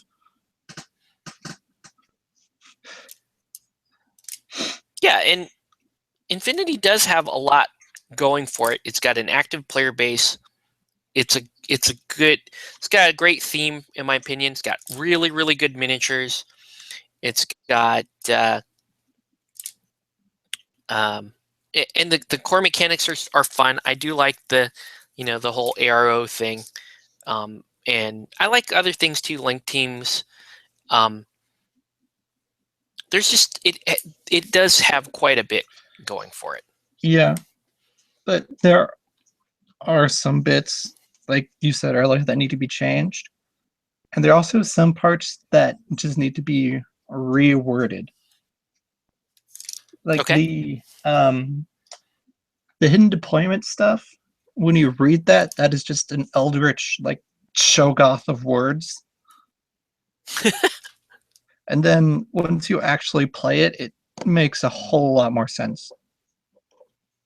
Okay. Um, where I found it made a whole lot more sense. And the hacking section is another just eldritch being in and of itself.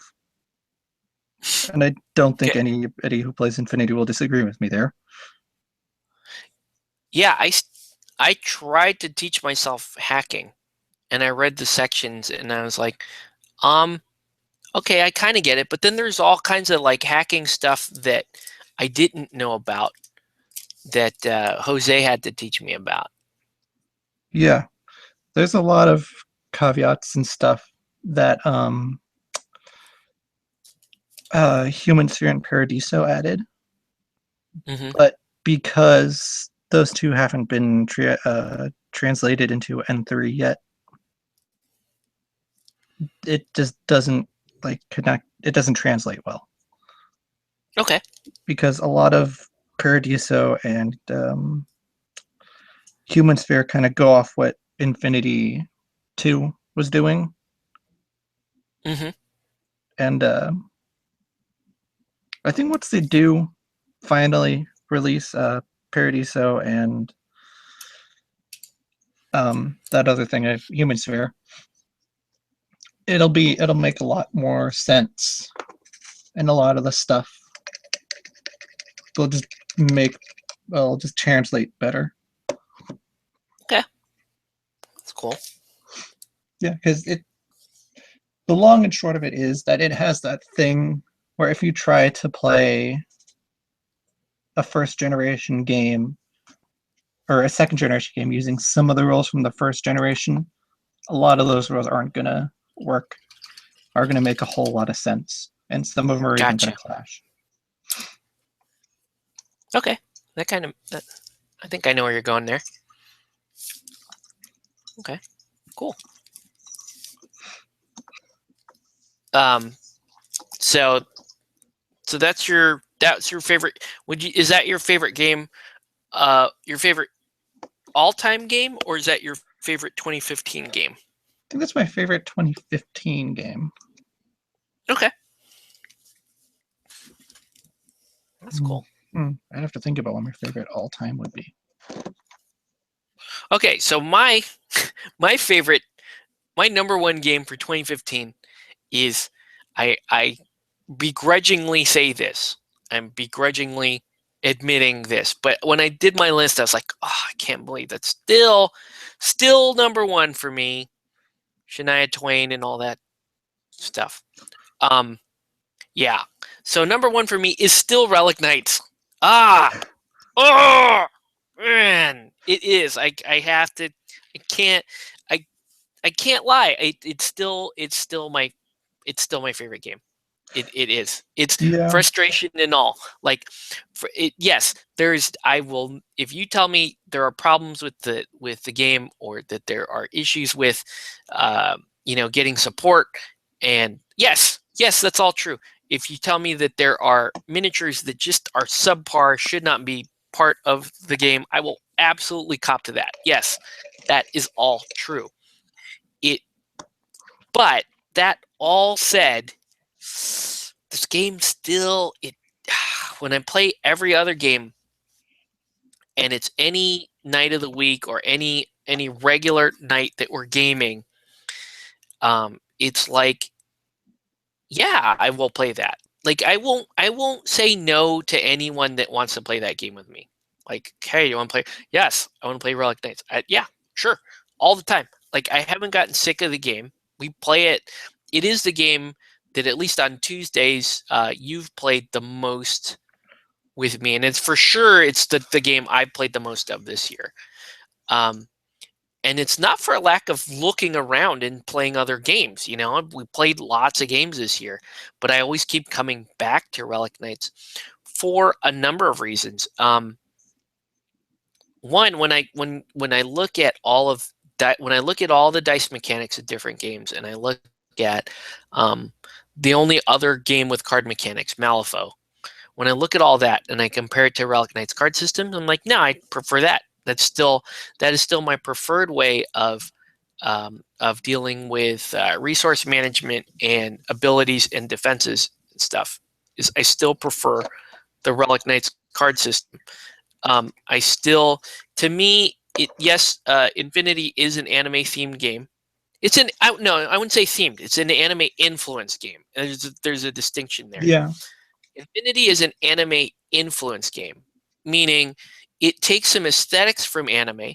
You could argue that that aspects of Infinity and the Infinity universe are similar to maybe an anime like Ghost in the Shell or something like that. But it is not, in of itself, it is not an anime themed game. In the same vein that Relic Knights is an unapologetically anime themed game, and sadly it is the only like fully freak flag waving anime game, miniature game out there. There needs to be more, right? Because if there were more, then I could put more of those on my top 10 list, and we wouldn't be like up here at number 1 going, "Gah!" Like I still really like this game. So that's another big reason why it's number 1. I like the card mechanic. I love the theme. Absolutely love the theme. My favorite all time by far. And then the rest of it is like it just fits in the right spots. It's the way, a lot of it has to do with the way we play it that's different than the way other people experience the game. It's kind of the thing that it's like a recent revelation to me. It's like we play the game different than how I see other people playing it, and I think the way we play it, at least for us, is way more fun.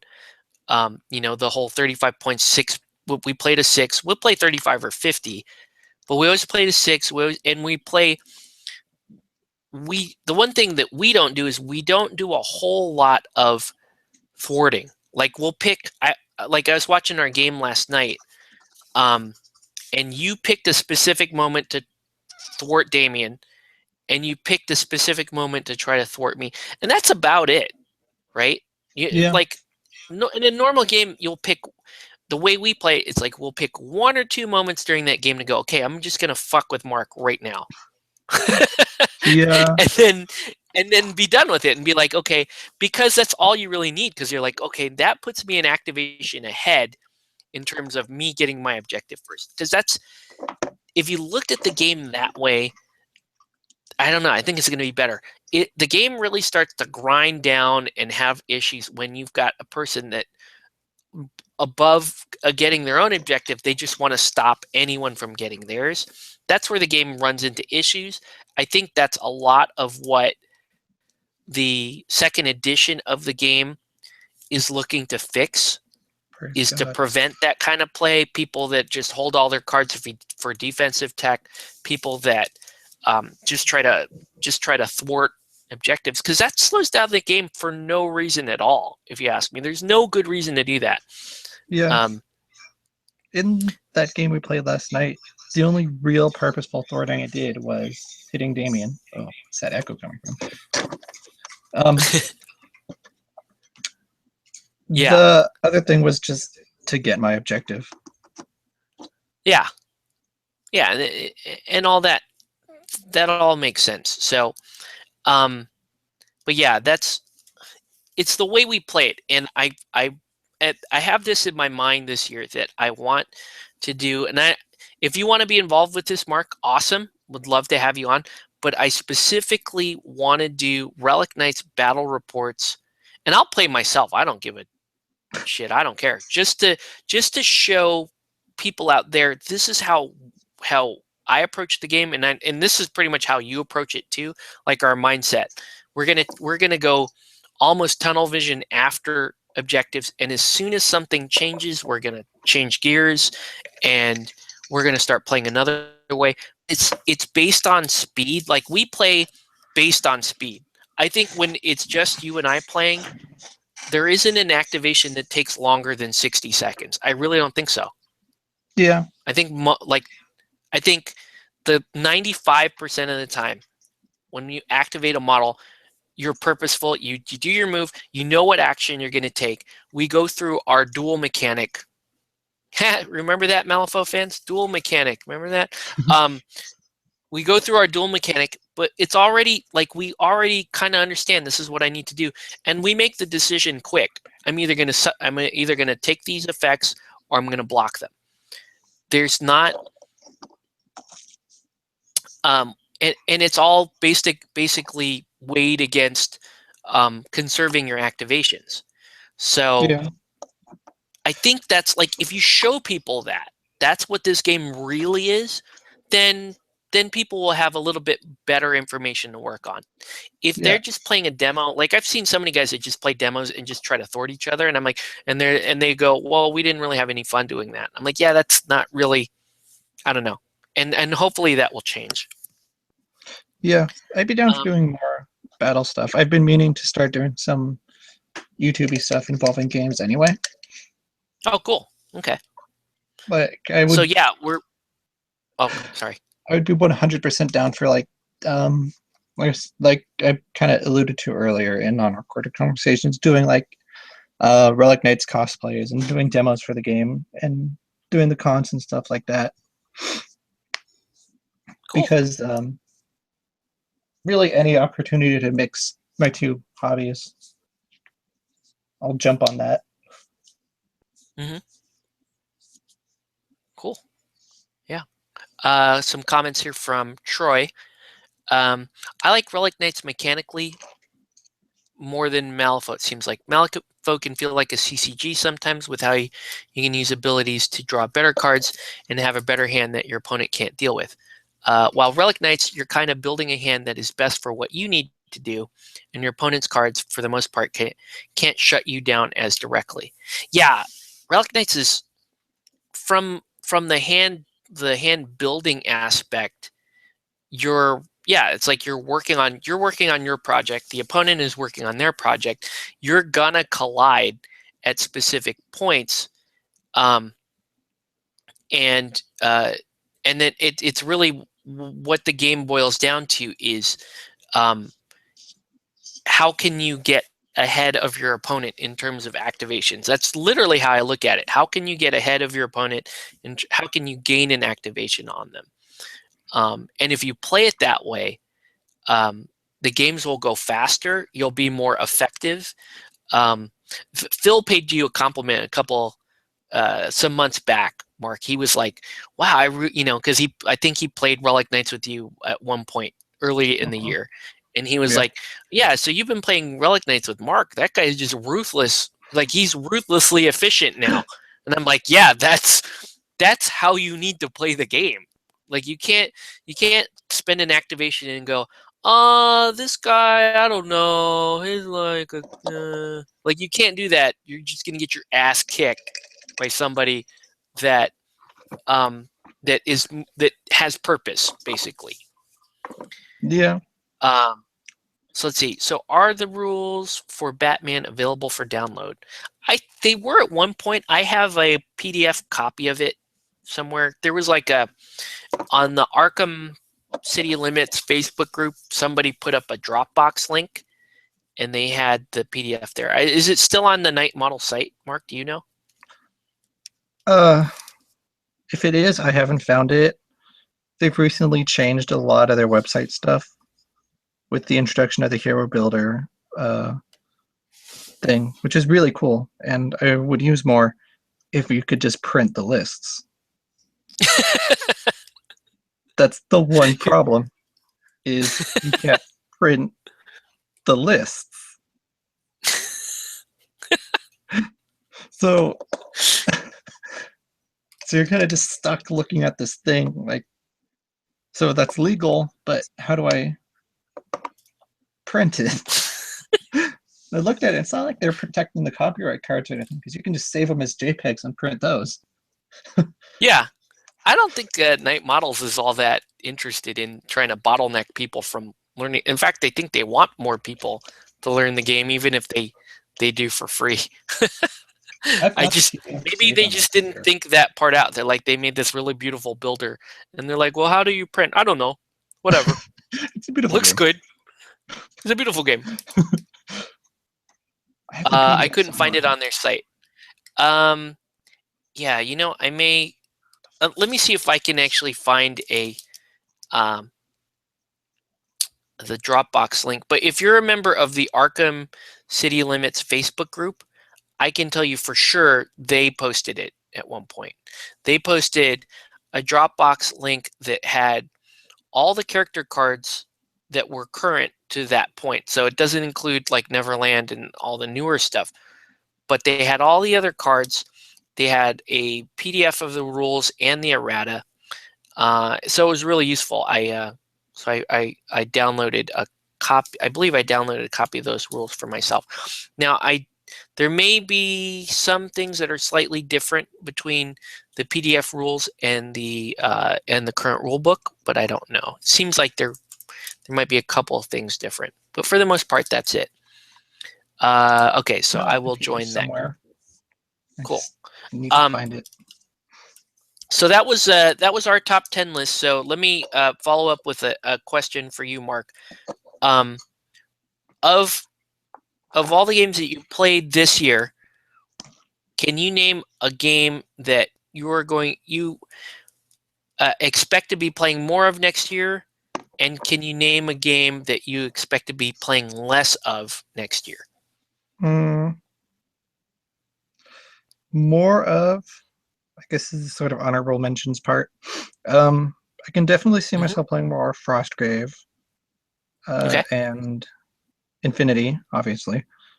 In fact, I just ordered a 4x4 Infinity mat on Amazon. Did you just order one? Yeah. Oh, nice. It's the Operation Ice Storm. I'm not sure. It's by I think it's MicroArts. Oh, okay, cool. Operation Ice Storm mat, but built for a 4x4.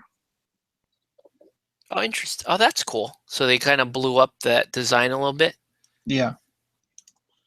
That's cool. Yeah. So I'm playing more Batman. Looking at the owls that I need to paint.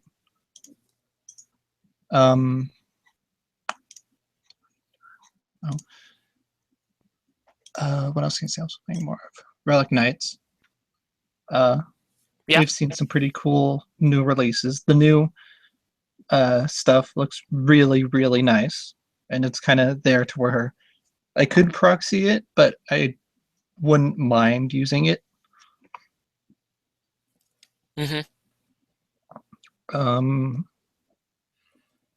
Games I see myself playing less of, as much as it pains me to say this, I could see Eldorado being a game we play less of.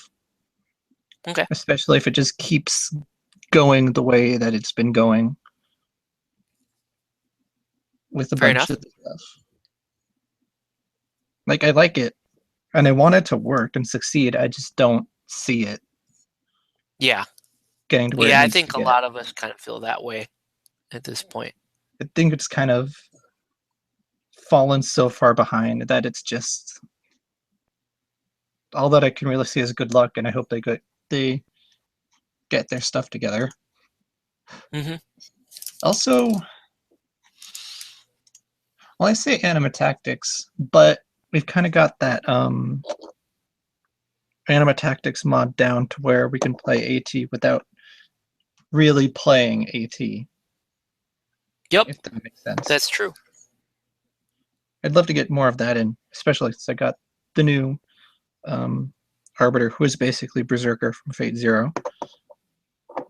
Yeah, and I have Kagamaru now, and I need to paint up the Shinobi so I can run Super Ninja List. Yeah, that's something. As far as Cypher games go, I'd probably put Anima Tactics over Eldorado. As much as I love the Eldorado minis and themes and blah blah blah blah blah, I just think Anima Tactics hits more of my boxes. Looking at all Wow, the that sounds half dirty. it But fills yeah, all the holes. okay.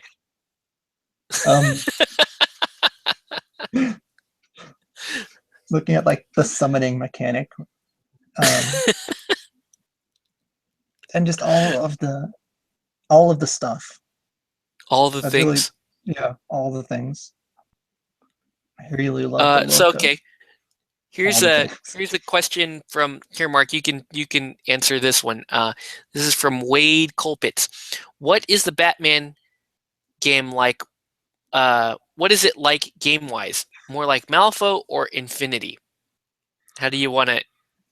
You can I'd take a crack at that. say I'd say a bit more Infinity in Okay. that if you have special skills, there's more you can do.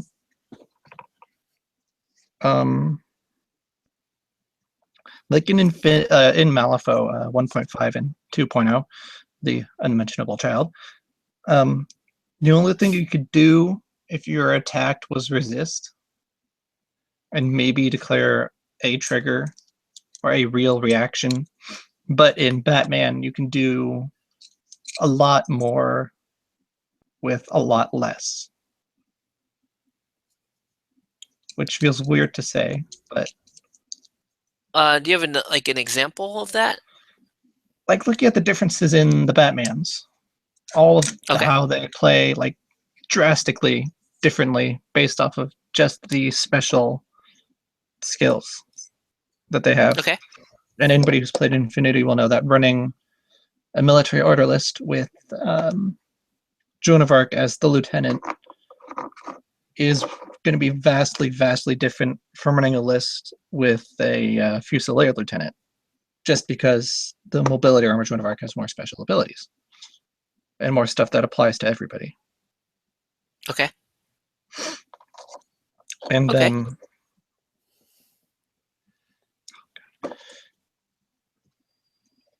And I think the different range bands on different guns kind of more calls out to the Infinity range bands. Yeah, that's true. Which is probably my favorite part about that game. Mm-hmm. About both games. That's how they're like really the first game that I've played and enjoyed to say you can't just use a pistol at 25 feet or at like 24 inches. That you're not going to have a good time. Mm-hmm. Okay. I'll kind of add a little bit to your answer there. I think if we were just going to talk like in simplest terms, it's Batman is similar to Malifaux in with regards to alternating activations, with regards to average model count per game, and then the whole interacting with objectives, and then also the fact that you're dealing with a lot of unique characters. That's where it's similar to Malifaux. It's similar to Infinity in all the ways that Mark described. So it does actually share a lot with Infinity too. Yeah. and you do get a little more. You can actually do a lot of different things with the same, basically within the same types of mechanics. So it's similar to both games in different ways. Let's say the next part of that was cool things. Is it D6, D20, or a card mechanic? It is a D6 mechanic. It's typically D6 pools. So you're typically rolling handfuls of D6s versus the other guys' D6s. There are some rules that allow re-rolls like handy or sharp, that kind of thing. But for the most part, it's just D6s against target number, and then you're counting up successes that way. Yeah.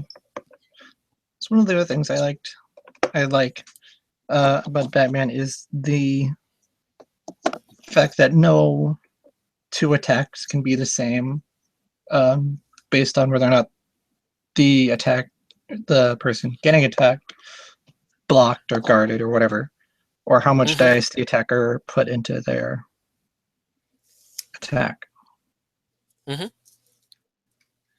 So okay, so I'm going to go back to that question that I asked you, and I'll answer it myself. So games that I see myself playing more of in the coming year. Again, I'm riding that Wrath of Kings hype train. So I would say Wrath of Kings, but no, actually, let me back up. Top of the list for games that I expect to be playing more of next year, probably going to be, when I say more, I mean like more games than I played in the previous year. So when I leave out Relic Knights, I'm assuming I'm still going to be playing lots of Relic Knights. It's just it's not going to be more than I'm currently playing. I don't know. Could be, though. With the new book coming out and better models, who knows? But I'm going to... Or baited. Yeah. Yeah. So I'm going to say Guild Ball, Wrath of Kings, and I had another one in mind. Oh, the Spider-Man game. That is AKA the Batman game. Yeah. But specifically when Spider-Man stuff starts coming out, for sure. So those are 3 games that I can see myself playing more of next year, than in the previous year. What do I expect to be playing less of next year? My list is going to be very similar to Mark because, hey, we play a lot of games together. So it's going to be, less Helldorado. It'll be less Helldorado, less Anima Tactics.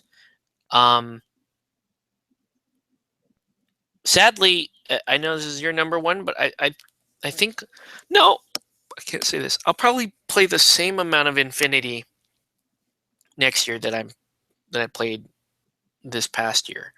So not Infinity.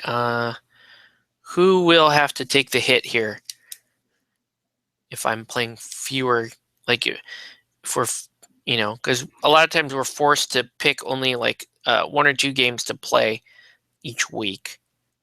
So who's going to take the hit besides Helldorado and Anima?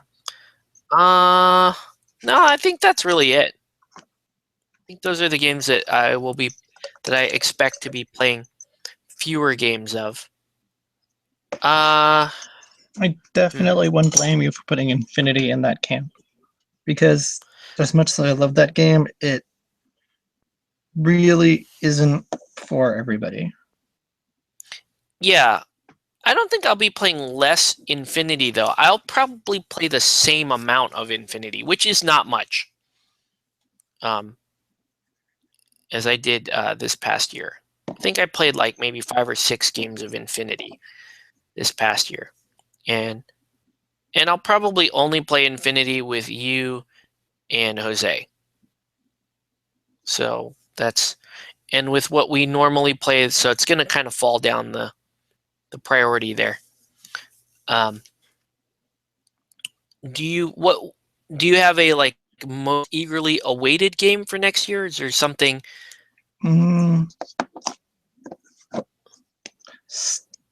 Not this isn't technically eagerly awaited because it's already here. But some of the stuff I saw and some of the things we can't talk about for Relic Knights, I am ridiculously hyped about some of that stuff. Okay, so we'll just call it Relic Knights 2nd Edition. Yeah, Relic Knights: The That's Second fair. Coming. The Second Coming. Or we could call it I Second Gig. will. It goes in the shell. I will agree with that. I will also put that on my getting hyped for that. Spider-Man. I think, actually, thinking about it, I think it'd be fair to say that Book 2 Relic Knights is kind of not going to be the same game that Book 1 Relic Knights is. Okay. Especially just looking at the erratas already done. Errated RK and regular RK are not the same games. True. So I think it'd be fair to say that Book 2 Yeah, is only going to I'm continue. pretty damn hype over it. Yeah. Yeah, I'm really hype over RK V2, and that's saying a lot for those of you who remember how much I bemoaned M2E. It's like, yeah, they're coming out with a 2nd edition of this game, and I'm actually excited for it, not excited for it. So Fost comes out sometime. Fost should already be out, really. Because he Wait, was what? one of them. I'm looking at the Ninja Division site. Oh, Fost for Cersei. So he was one of the ones I was excited for because Gurren Lagann. Nice. Let's see. Are you looking forward to getting Ninja All Stars? Blade Wolf 9. I almost called you Blade Wolf 69. I don't know why, because it's the internet. Everything is 69, right? Blade Wolf 9. Sorry, dude. Blade Wolf 9 says, "Are you looking forward to getting Ninja All Stars?" You didn't back it, did you, Mark? No. Okay. I backed Ninja All Stars. I am looking forward to getting it. I'm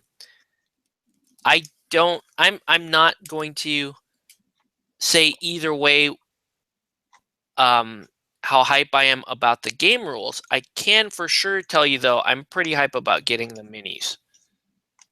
Because the minis for that game are sick looking. Everything that's coming out that people are already painting, like the pros are painting, starting to put out their painted Ninja All-Stars, and I'm pretty damn happy about that. Yeah. We may have to play Chibi Frostgrave next year. Yeah, Because looking at the Kickstarter for it, I couldn't really figure out what kind of game it wanted to sell itself as. yeah, it's starting to look more like almost like a Chibi Ninja Blood Bowl or Mordheim. Ooh. It relies a lot on campaign play. I can tell you that, and progression and that kind of stuff. Excuse me. So doing leagues and that kind of stuff is a regular way of playing Ninja All Stars. That actually So reminds me a point I forgot to make while talking about Frostgrave. Mm-hmm. Was if you made it so that everybody leveled up instead of just mages. Mm-hmm. That would skyrocket that game up my list of games. Well, I think we're going to do that, right? We're just going to agree to do that. Yeah, but I can't really say that helps it any empirically, just because it's not something they're doing. No, it just makes it more fun for us, really. Yeah.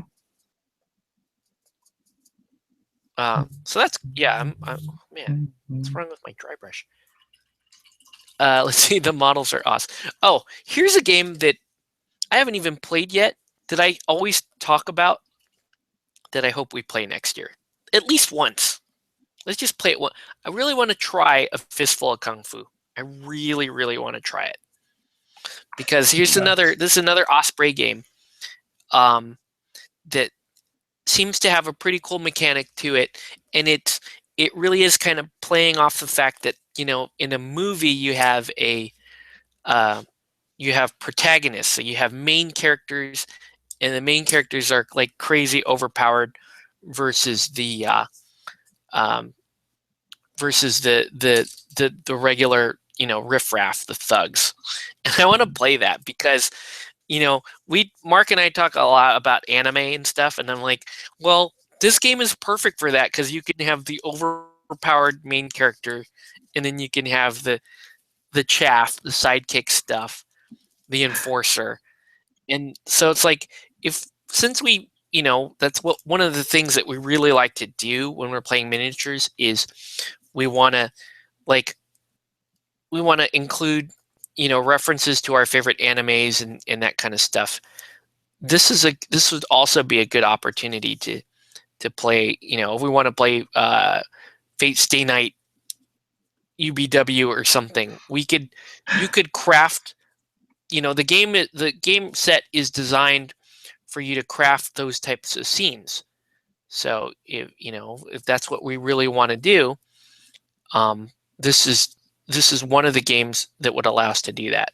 So I really want to play some Fistful of Kung Fu. I'm just going to call it Fistful of Takawashi next year. Yeah. So what Oscar likes to do is release games with that kind of do-it-yourself method to it, which I love. So I would take Fistful of Kung Fu and really just use it as an opportunity for us to do as many like anime themed things as possible on a board. By the way, I'll just bring this up right now since we're kind of done with our list. I started One Punch Man last night, and I'm pretty hype over it. Have you watched any of that, Mark? I need to. I see it a lot.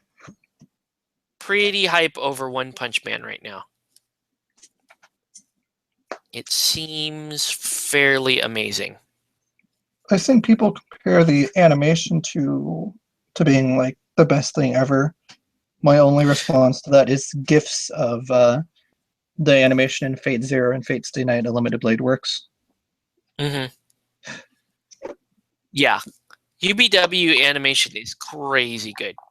This show does have really good animation to it. When you see kind of Saitama, when you see him in his regular dorky mode, you're like, wow, they drew him like shit. He's not this isn't good animation. But then when you're watching the anime and you see like how they draw him in other modes when he's like fighting and that kind of stuff, you're like, wow, this is actually super, super good animation. And they're drawing like Egghead version of him resting as kind of the comedy. It's kind of like comedic value. Like this guy is like, because he basically bemoans the whole idea that he's looking for a good fight. He's looking for a good challenge amongst the supervillains of the world, and he's always just taking them out in one punch. And it's like this stupid recurring joke, but there really is a lot more to the anime than that. So it's turning out to be one of my favorite animes that I've watched this year. I really haven't watched many good things this year, sadly. Yeah. My favorite anime list is short. It's really Fate Stay Night, Kill la Kill. I think Kill la Kill was this year. Pretty sure it was. And the Seven Deadly Sins, or whatever that one is, because it has a Seven Deadly in it. Sins. Yeah. Yeah, I got mixed. I have mixed opinions on that one. Have you gotten to the part where he's talking to the girl and he's like, "What did you do to land yourself on the Seven Deadly Sins?"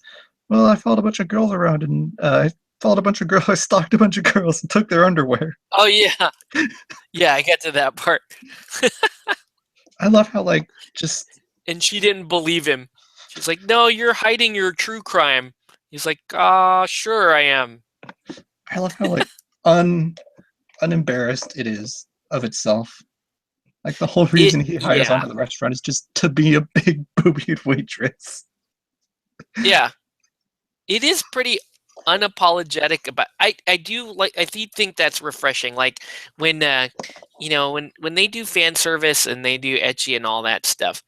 They usually try to like hide it behind a main character that is embarrassed every second of the way.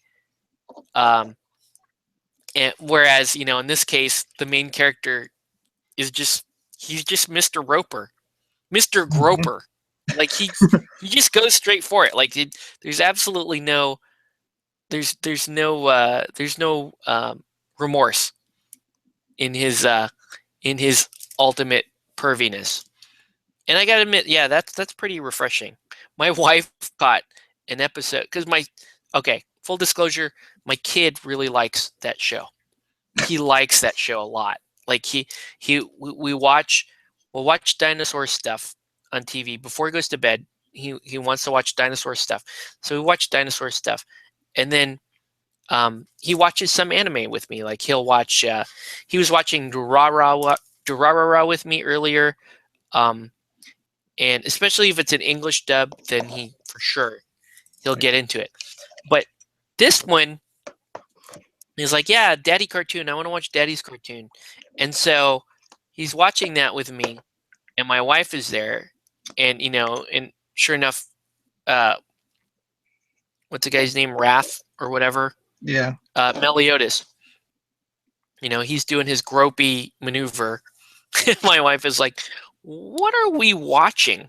And it's very hard to offend her. Okay, my wife is a very what's the word I'm looking for? She's she's pretty liberal minded when it comes to sexuality, right? She's pretty open about that kind of stuff. And she was like, well, wait a minute, what are we watching here? So I was like, wow, okay, that is true. That was the third thing in my anime list, Durarara X2. I haven't finished it yet, but so far it's followed the same insane train that season 1 did. God, I watched the first 3 episodes of it, and it was good. It didn't grab me though, so I kind of like wandered off. I'll get back to it, but it just didn't. It wasn't able to hold my attention as well as I would have liked. Yeah, watching Gate. I've heard about Gate. What do you think about it? I haven't seen that one at all. I don't think I've seen that one either. What else did I watch this year? I watched God Eater this year. And yeah, God Eater it's fairly cliche, but I liked it. I liked it for what it was. I liked the characters. I can watch anime tropes and not be bothered by it if I like the characters enough or if I like the theme enough. We're like, yeah, whatever, trope. It's fine. Yeah. Like one of the things Kill La Kill gets slammed a lot about is, oh, it's so sexual. And it's like, yeah, but it's not embarrassed. Like in the first 2 episodes, she's embarrassed, and then she just kind of accepts it, and nobody is embarrassed about it anymore. Yeah, I don't know. I like things better in general when they just don't when they are what they intend to be and they don't apologize for it. Yeah, there's a difference, I feel, in between wanting to do something and doing it and just not apologizing for it and doing something and giving some limp excuse as to why it happened. Mm-hmm. Yeah, that makes sense. All right, so it is getting pretty late, but I did not get nearly as far on her as I wanted, but you can see she's coming through. She's looking pretty fun so far. So kind of going with a sandy appearance here. This is going to be all NMM gold, this whole thing. The complementary color here will be kind kind of a bluish color. So I'll go with a medium, kind of a medium hue blue for the robes. And yeah, I mean, and then I'm going to go with some lighting effect on the base, which should be pretty fun. So before I go, I'm going to block out the blue just so you can kind of see what the plan is for the mini. And then unfortunately, I have to get up super early tomorrow because that's bullshit. And I got to work. Yeah, I got to get up super early tomorrow, and I got to work, and then do the whole New Year's thing. So, do you have any plans for New Year's or anything? I'm getting together with a friend and his parents, and we're going over to my grandparents where they have this big, like, sort of gambling thing at their retirement area community. That's cool. Yeah, it'll be fun. Other than that, I don't really have many plans. Yeah, we have a small kid now, so we don't. We're gonna go visit my mother-in-law for a little bit, but that's about it. Don't really have any big plans outside of that. Huh. Trying to figure out what blue to go with here. Should I go with a softer blue or a really vibrant blue? I don't know. I think the softer would look better. Like a softer, like a blue-gray more? Yeah. Let's try it. Let's I do just know like that I more. hate the green that she has on her card art. I don't know why, but I have so much hatred for that color. Let's just do. Go show the progress I made on And watching. her. Good. Oh wait, talk again so we can see. I got far on her. Ugh. Let me see if I can get a better angle on that. And of course the Hellcats. Or Wildcats, whatever they're cats with guns. Cats with guns. Yeah, the thing about Infinity is you really don't need to do that much to it to make it look really good. That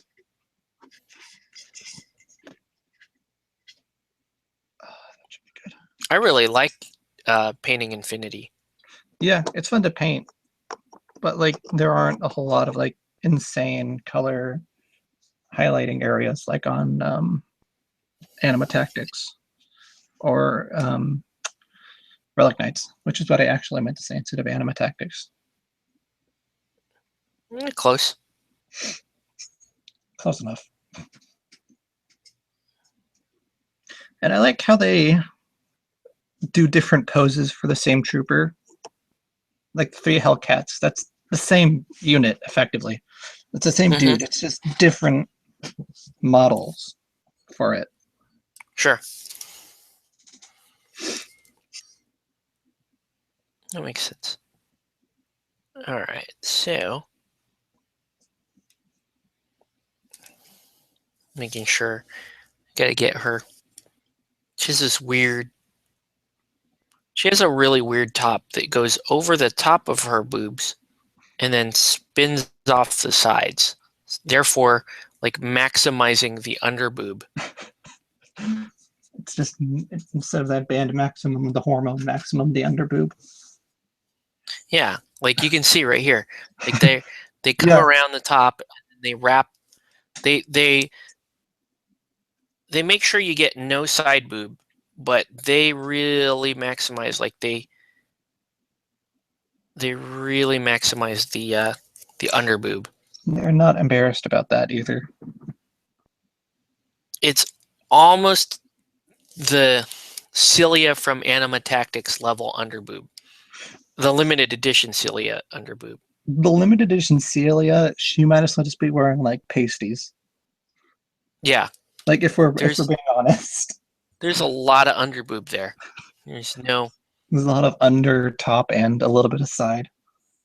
Speaking of which, they mentioned last year that we would be able to buy the new limited edition Celia, the one that has the wings. I don't see that happening. I don't either. I don't see that's gonna. I don't think that's gonna come to pass. I don't think we're gonna get our shot to buy that. Honestly, and I'm pretty I bummed don't about it. trust. I just don't trust Soda Pop when they say they're doing something anymore. I've Yeah, gotten my I don't hopes up think too they're many gonna. times. I would buy like 5 Yeah. if they ever do release that mini. Well, And they really should. I got so Sorry? hyped about it. I modded a model. I modded my Celia. Let's see if I can find her. Because don't fall. Thank you. Because one of my favorite aesthetic things about the about any model is wings. You have a huge thing for models with wings, which is one of the reasons why Scylla is one of my favorite models. And why it's slightly sad to look at her. Yeah. Yeah, that's the Celia I model. I modded with the wing from a War Machine chick. Nice. Kind of fix her up a little bit. But yeah, they need to release that model. David Luff is saying my favorite AT model is limited edition Celia. Yeah, for sure. Yeah, it's a great model. Regular Celia is a terrible model. Yeah, the limited edition one is amazing. Yeah, the difference in quality between those two models is astonishing, really.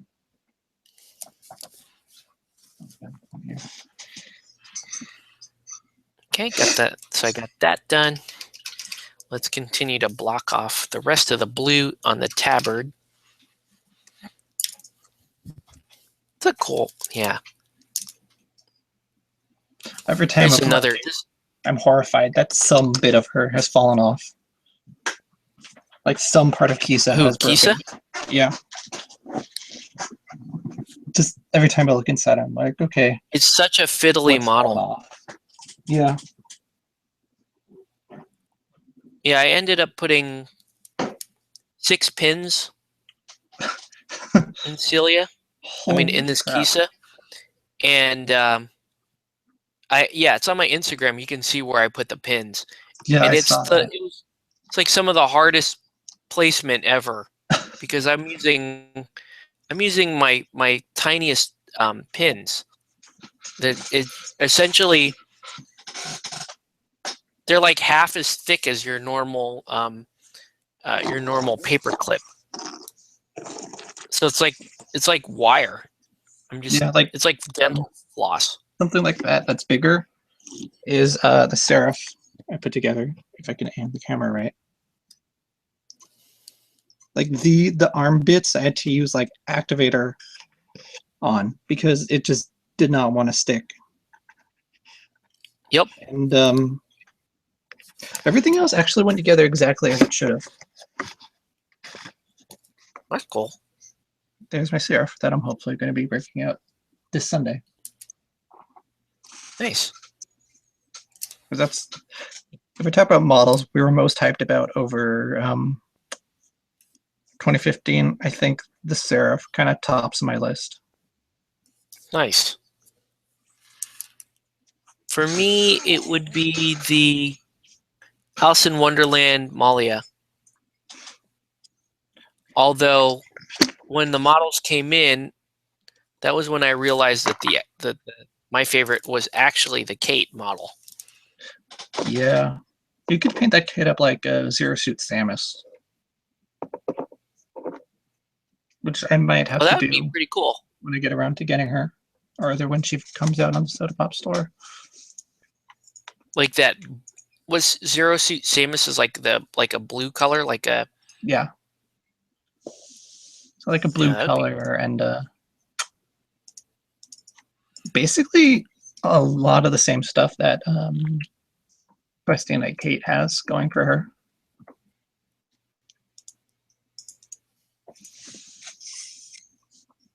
And let me see if Soda Pop actually put her up. No, she's not in general release yet. God damn it. But Golden Vance is, and I don't have a Golden Vance. I don't know how much I like the Golden Vance model. Like, it looks like So- something I'd like, but it also I don't know if it's just the paint job he's got, but he just looks a little bit gumpy. Oh, he looks a lot bit gumpy to me. That's kind of the appeal. Like, this guy, I've never seen a human remind me of the monkey in Speed Racer more than Golden Vance. Yeah, that's, now that you said it, he's totally. And it's Cypher is the kid. He just looks like a goofy. To me, he just looks like a goofy primate, like a goofy anime primate. Like he needs to be talking overly fast and bear little actual relevance to the plot. Yeah. That's Golden Vance to me. I really hope they change the Blowhard models. Looking at the stat card, I totally proxy them. But those models are awful. I'm going to be proxying the prefix. Actually, let me put it this way. My whole Doctrine army is almost one giant proxy. I really like the prefix, actually. You do? I think their scale's all jacked up. Yeah, the scale's definitely jacked up. I love the idea behind them, and I really hope that they switch the production line to resin for them.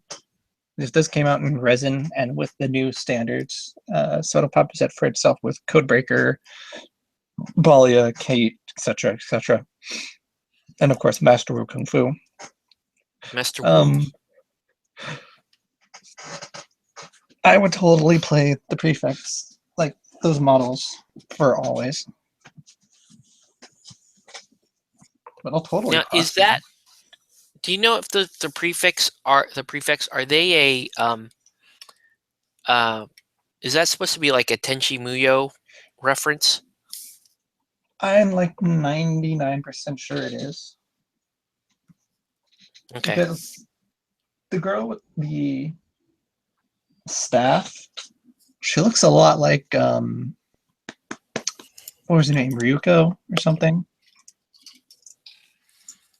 The blue-haired one.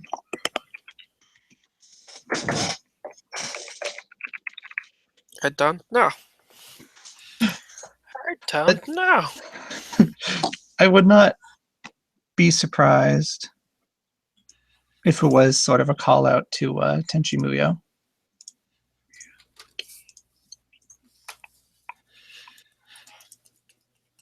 All right, so what color should?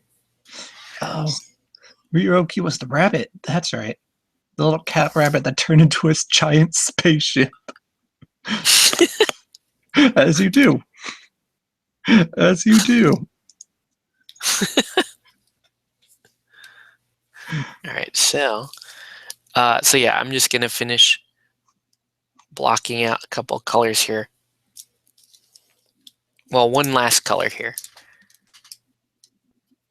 So we're gonna go with like a purplish hair for the mini. Yeah, I definitely know that the prefix are a reference to that high school harem genre. Yeah. That is completely 100% just fact. But I don't know if it's a reference to any specific one or not.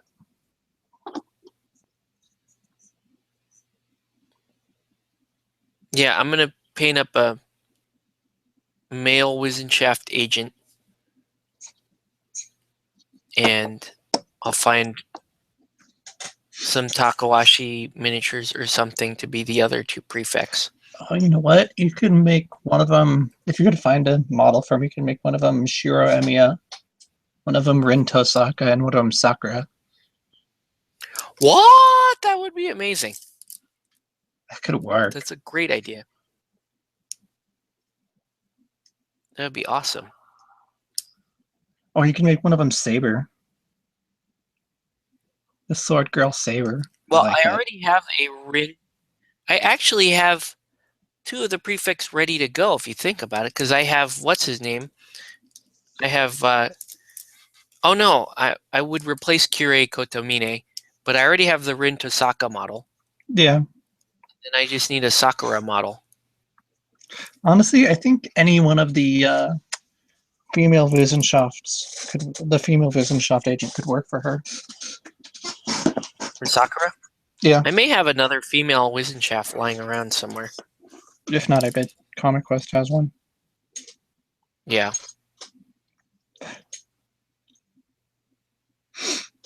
And that is why we will always buy Anima Tactics minis. They'll work for Because something. we had come up with ideas. Because it's ideas like this, and we're like, okay, well, you could totally do that with an Anima Tactics model. Yeah, I realized I could use the Anima Tactics Fox Girl as a thief for Frostgrave, and I got really excited about the new crew I'm making. Like, that was kind of the tipping point into, yeah, we're going to be playing more Frostgrave this coming year. Yeah. For sure we're doing that. I'm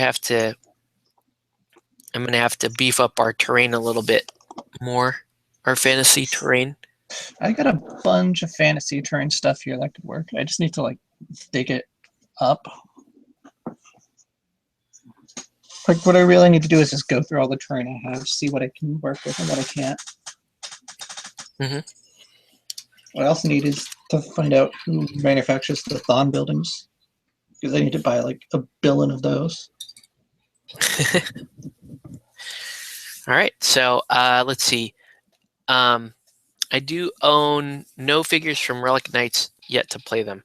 Yeah, I played No. I kind of want to get back into it, but I don't right now. I don't have the storage to do it. I'm gonna have to sell stuff in order to pick up the No. I've got anyway, some of the No. It's pretty good looking. But yeah. Nice.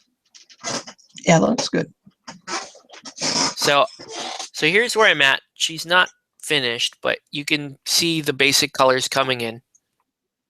But yeah, really fun miniature so far. Having a lot of fun painting her. She'll have a little more. She'll have a little more NMM gold, and all these areas that look brown right now. And then I'll have on the gem. The gem will be kind of like this, not this color. It'll be like this. Will be kind of the lighting color for it, and then also on the base. So. Anyway, it is super late. I have to get up in about 5 hours Oh dear. And get ready for the day. So I think we're going to call it. Do you have any final words or anything for us before we sign off, Mark? Make Spider-Gwen happen. Spider-Gwen must be a thing. Yes. Yeah, and, make that happen. And want to play more Wrath of Kings, and hopefully we'll talk a little bit more about what I want to do with the channel next year, but Battle Reports is going to be more of a thing for next year. So anyway, that's going to do it for our show. I want to thank everybody for watching. Have a good night, Mark. Have a good night. And Happy New Year, and we will catch you on the next one. And Happy New Year to you too.